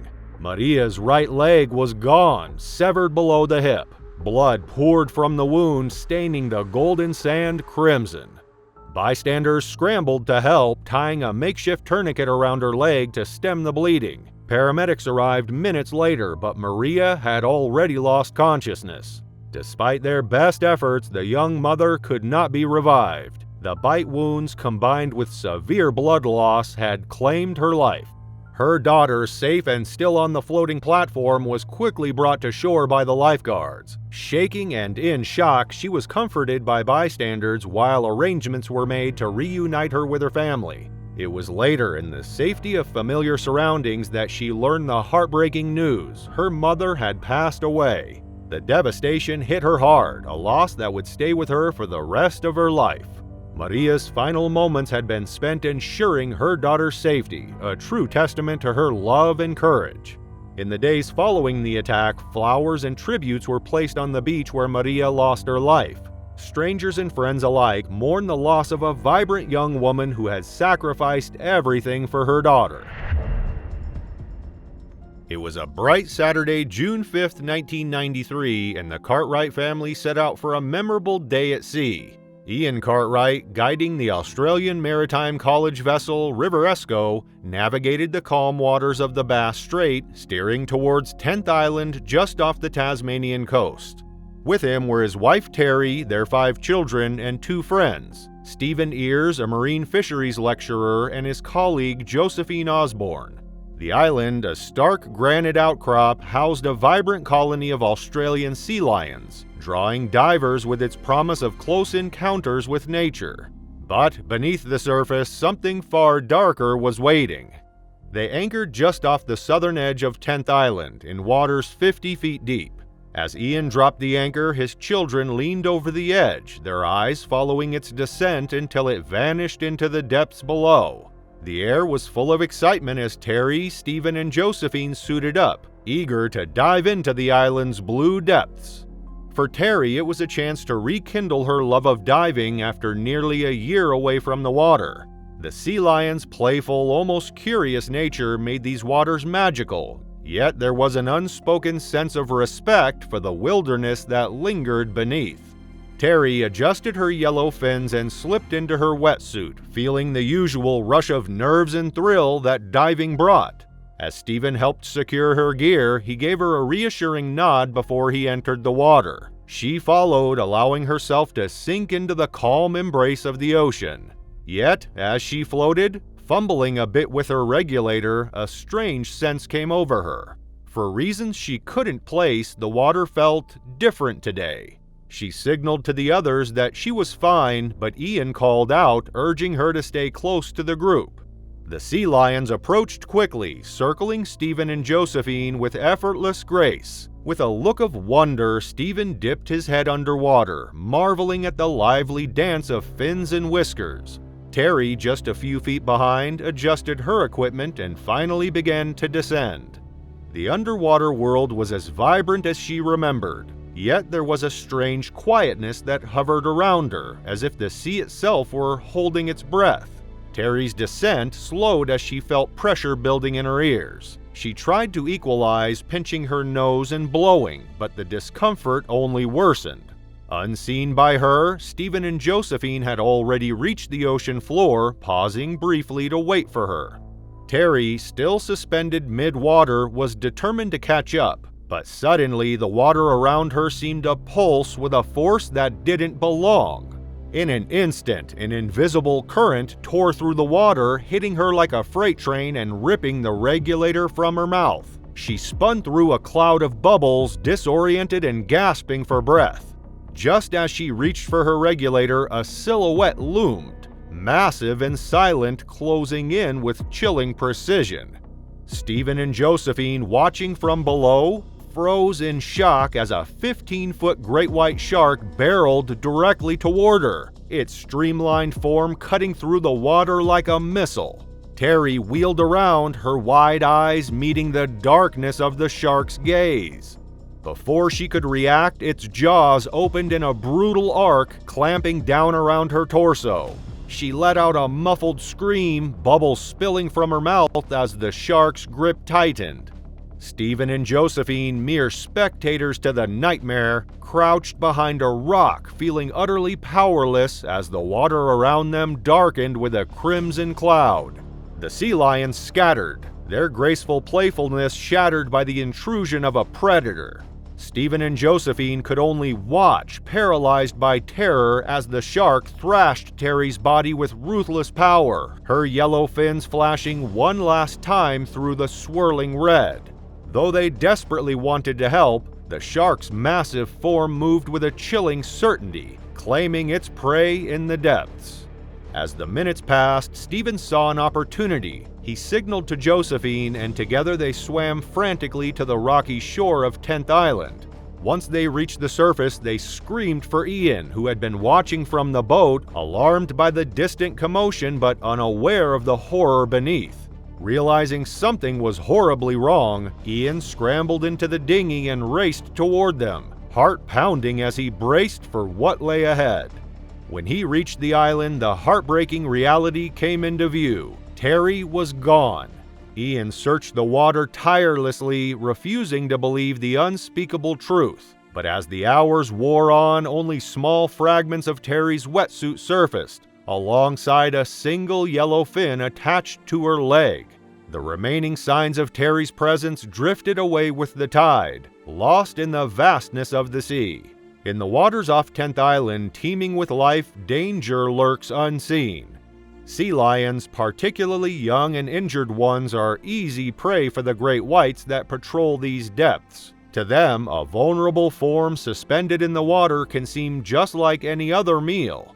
On this tragic day, many believe the shark mistook Terry, paused mid-descent, for a struggling sea lion. A terrible case of mistaken identity, but one that proved fatal. It was January 31st, 2011, a day that began like any other in Cancun. The Caribbean sun bathed the beaches in a warm, golden glow.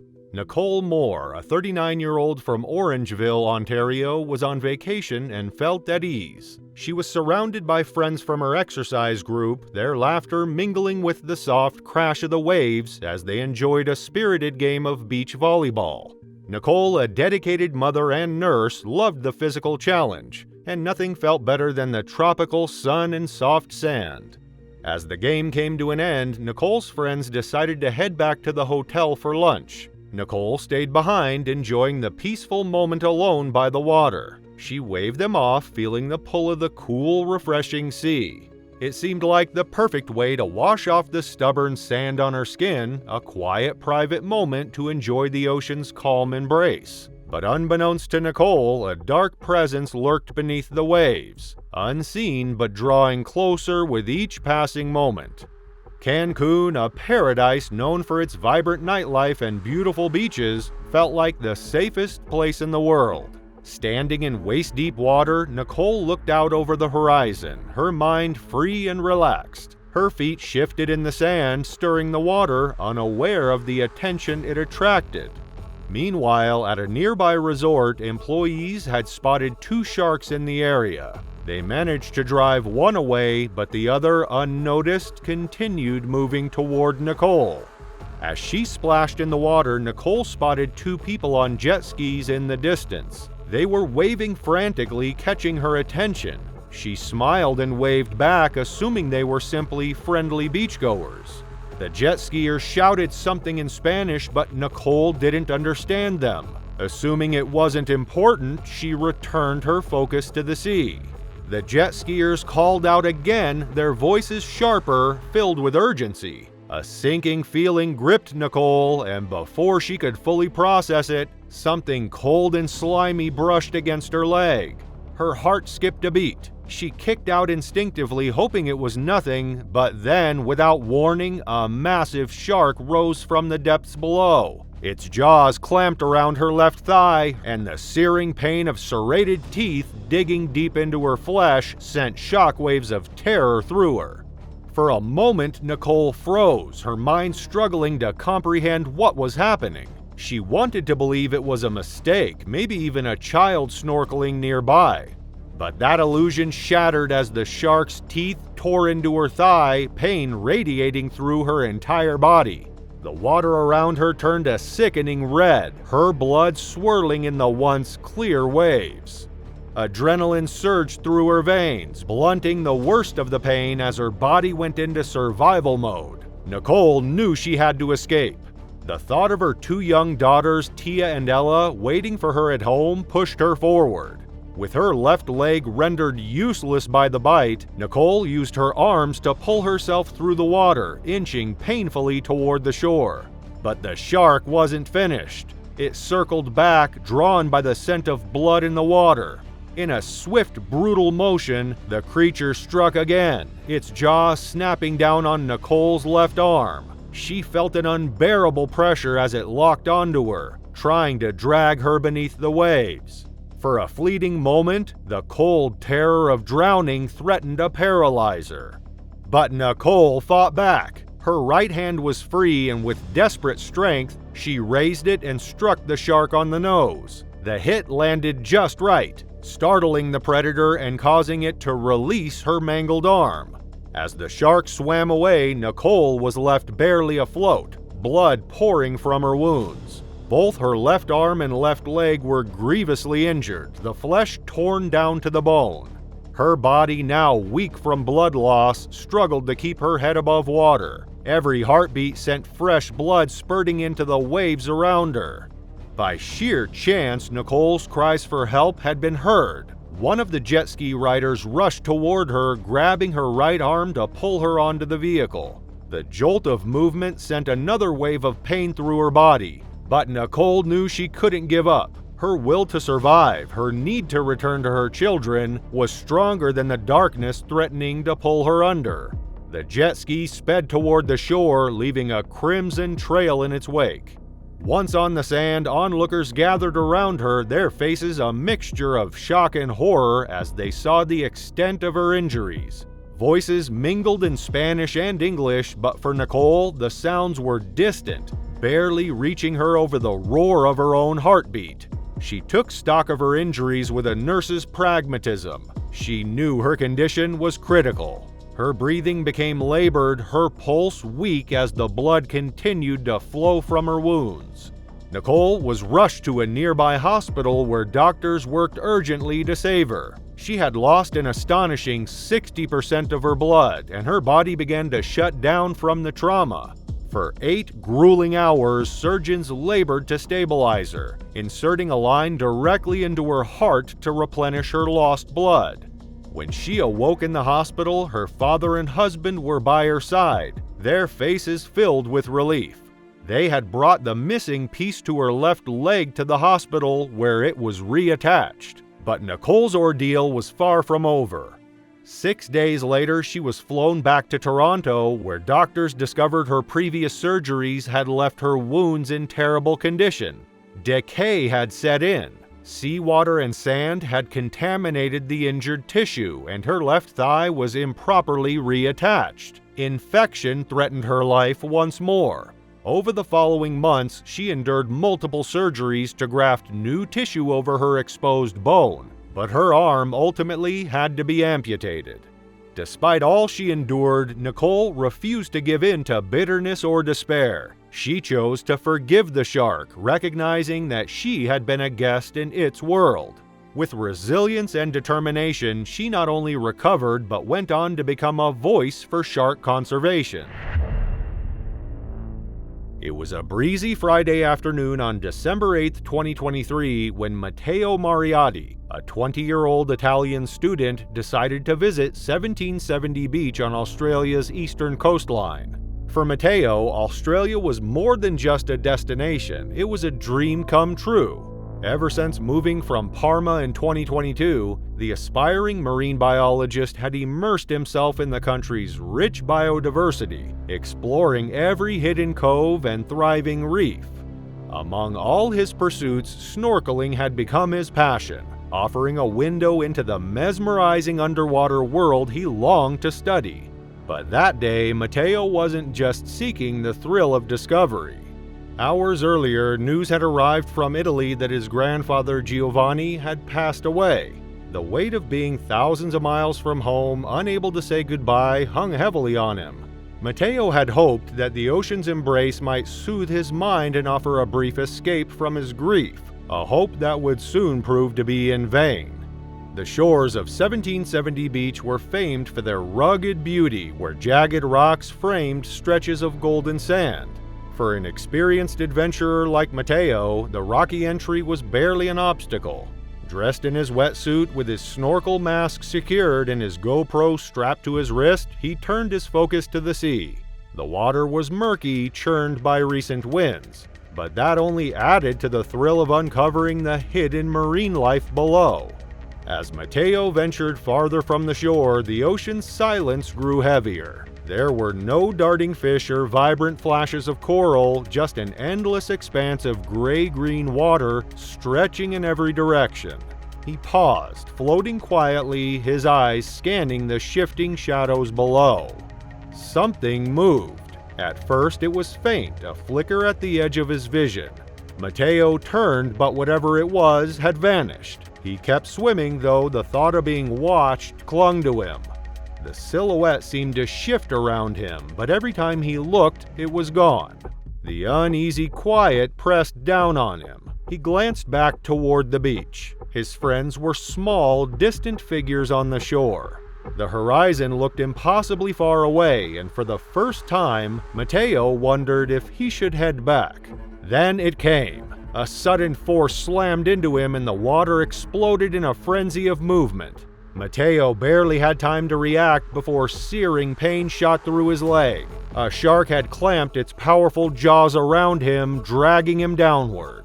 The world blurred as the attack unfolded. Matteo thrashed, trying to free himself, but the shark's grip was relentless. Its teeth sank deeper into his flesh with each struggle, the water around them darkening with blood.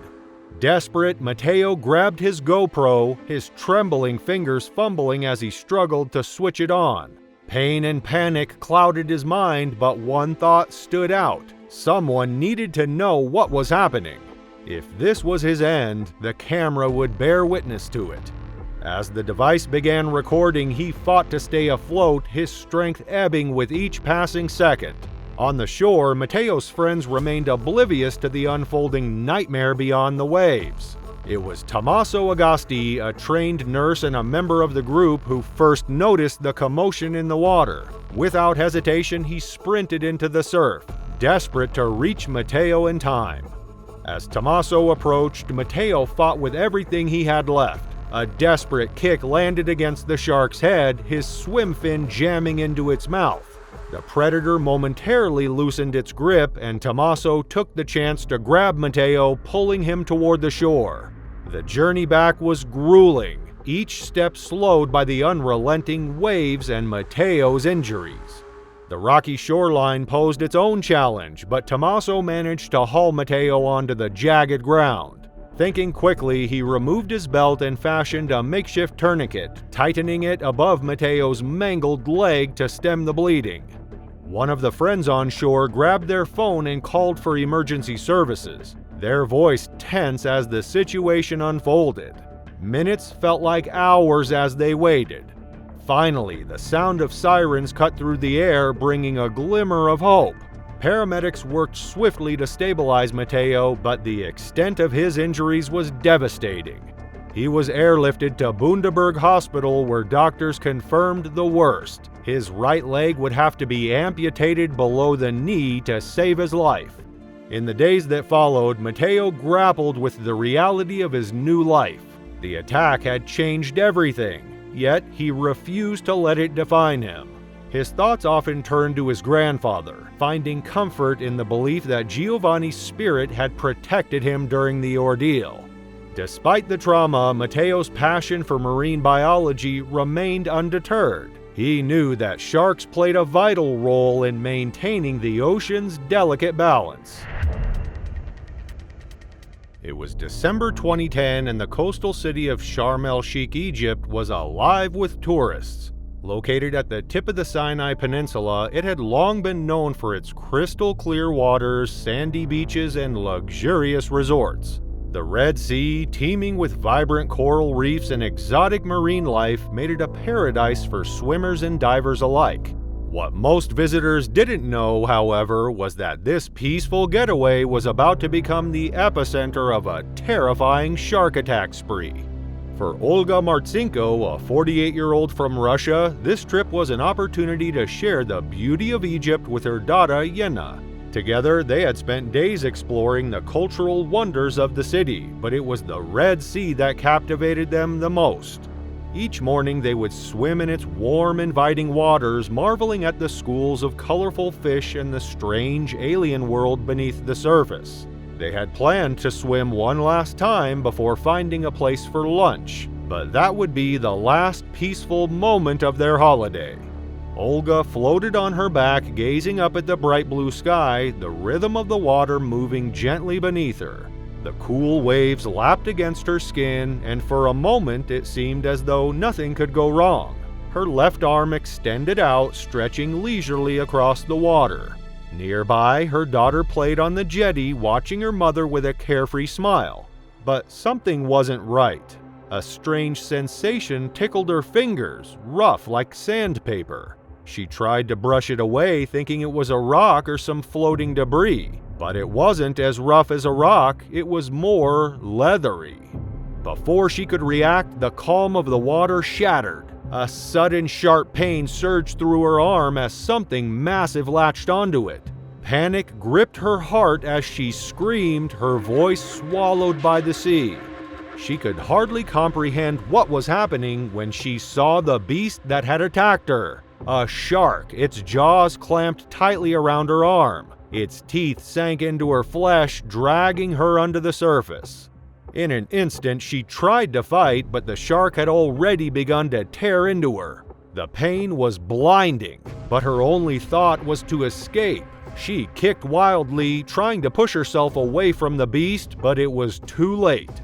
The shark's grip tightened, and with a sickening jerk, it tore her arm off. She couldn't believe it. One moment she was floating in paradise, and the next she was fighting for her life.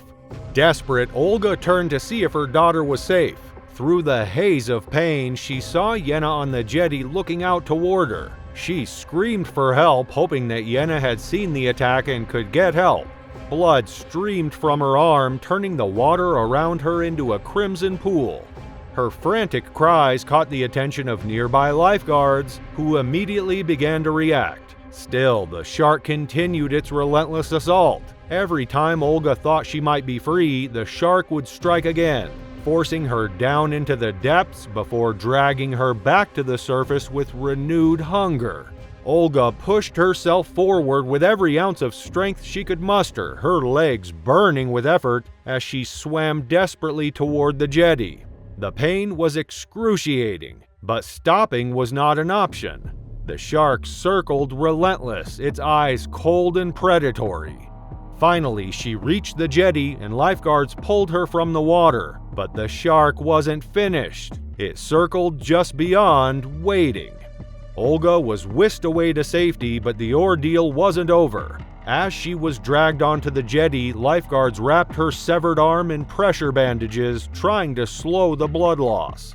They could hear screams from the other side of the beach, but they didn't know what was happening there. At that very moment, Ludmila Stolyarova, a 70-year-old woman from Russia, was experiencing the same nightmare. Ludmila had been enjoying the last few days of her holiday with her husband Vladimir. The warm sun and the gentle waves seemed like the perfect antidote for the cold winters back home in Russia.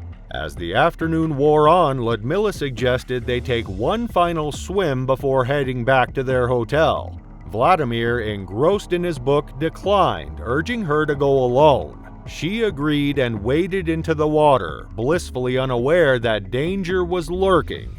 Meanwhile, not far from her, a local dive instructor named Hassan Ali was guiding a new client through the basics of diving.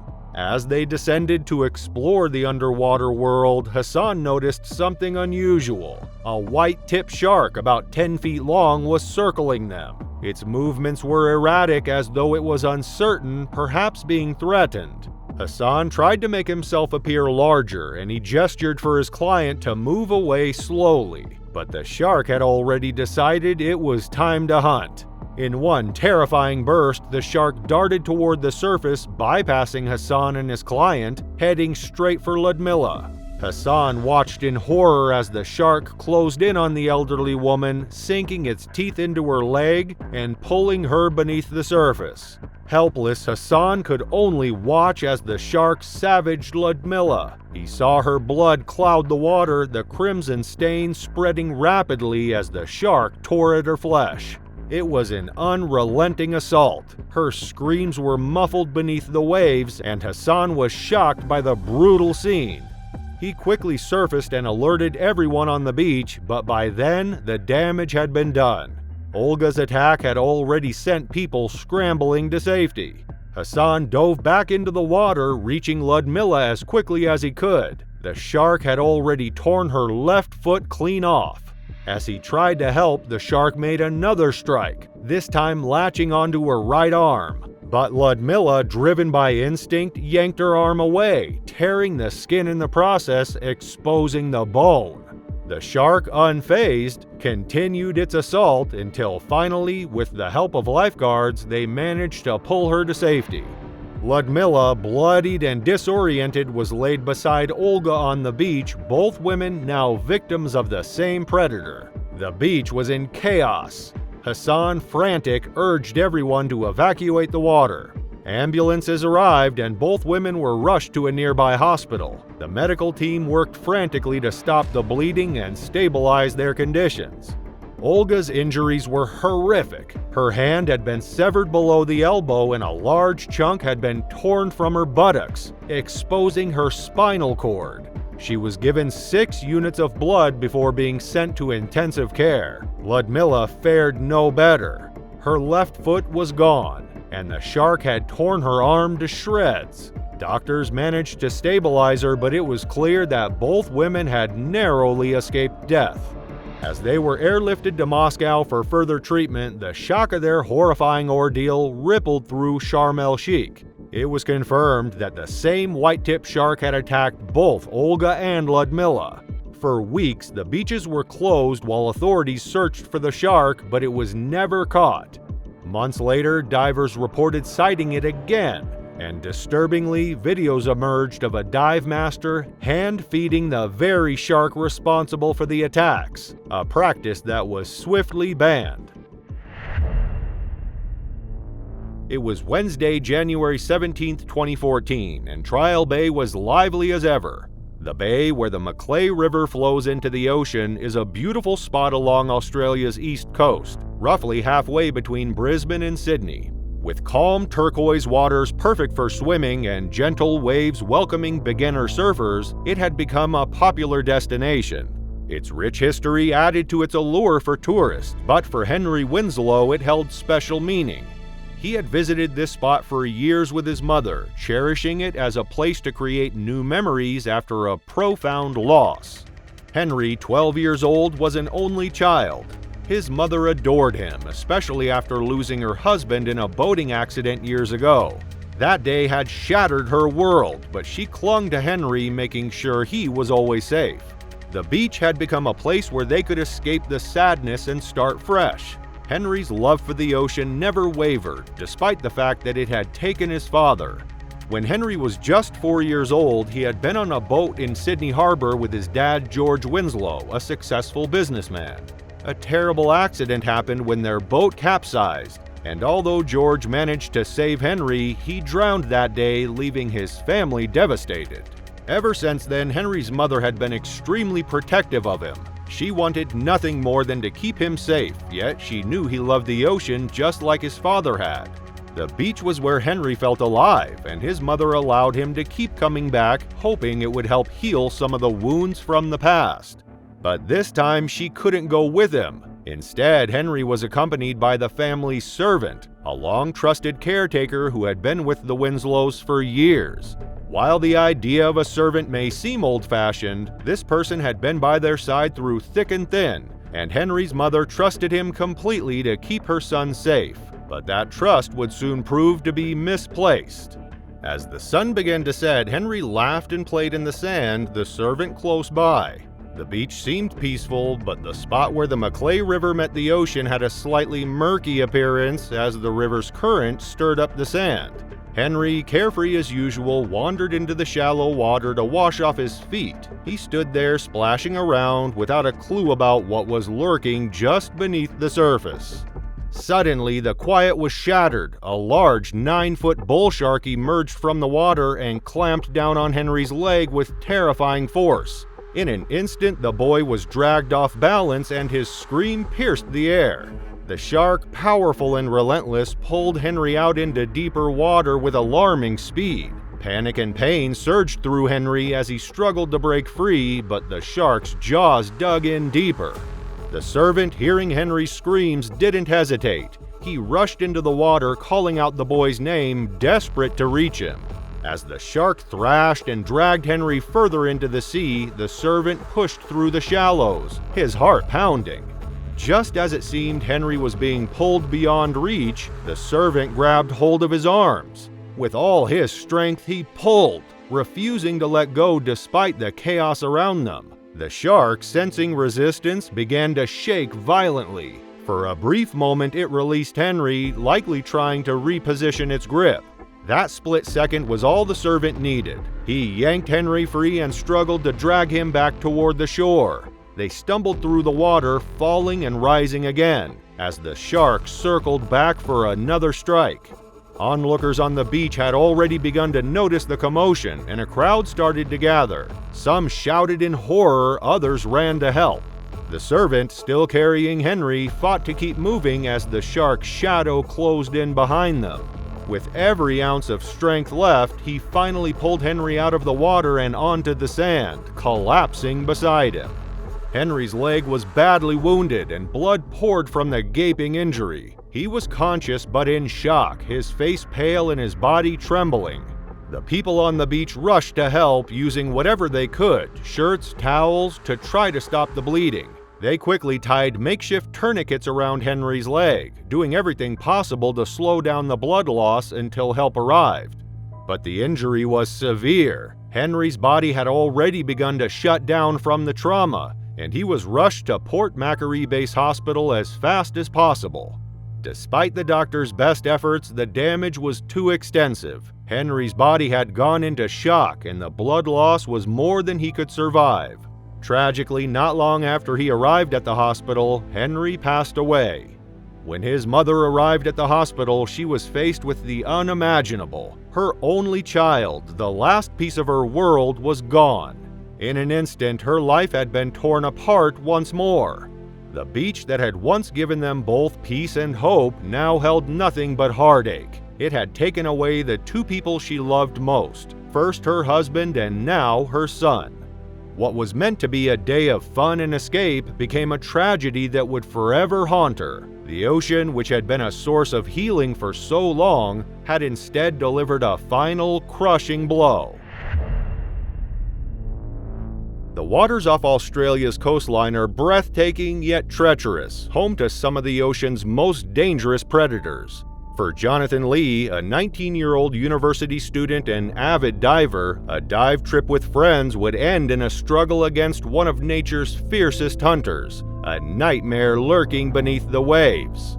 It was Sunday, September 8, 1991. Jonathan, a second-year student at Adelaide University from the northeastern suburb of One Tree Hill, set off with 5 friends to dive off Allinga Beach, about 28 miles south of Adelaide. The day seemed perfect, clear skies, warm air, and gentle waves. The group eagerly loaded their gear into the boat and motored out to a popular dive spot called the Drop-Off, 1,150 feet offshore, where the shallow reef plunges sharply into dark, open waters. The friends laughed and chatted on the way out, eager to explore the marine life below.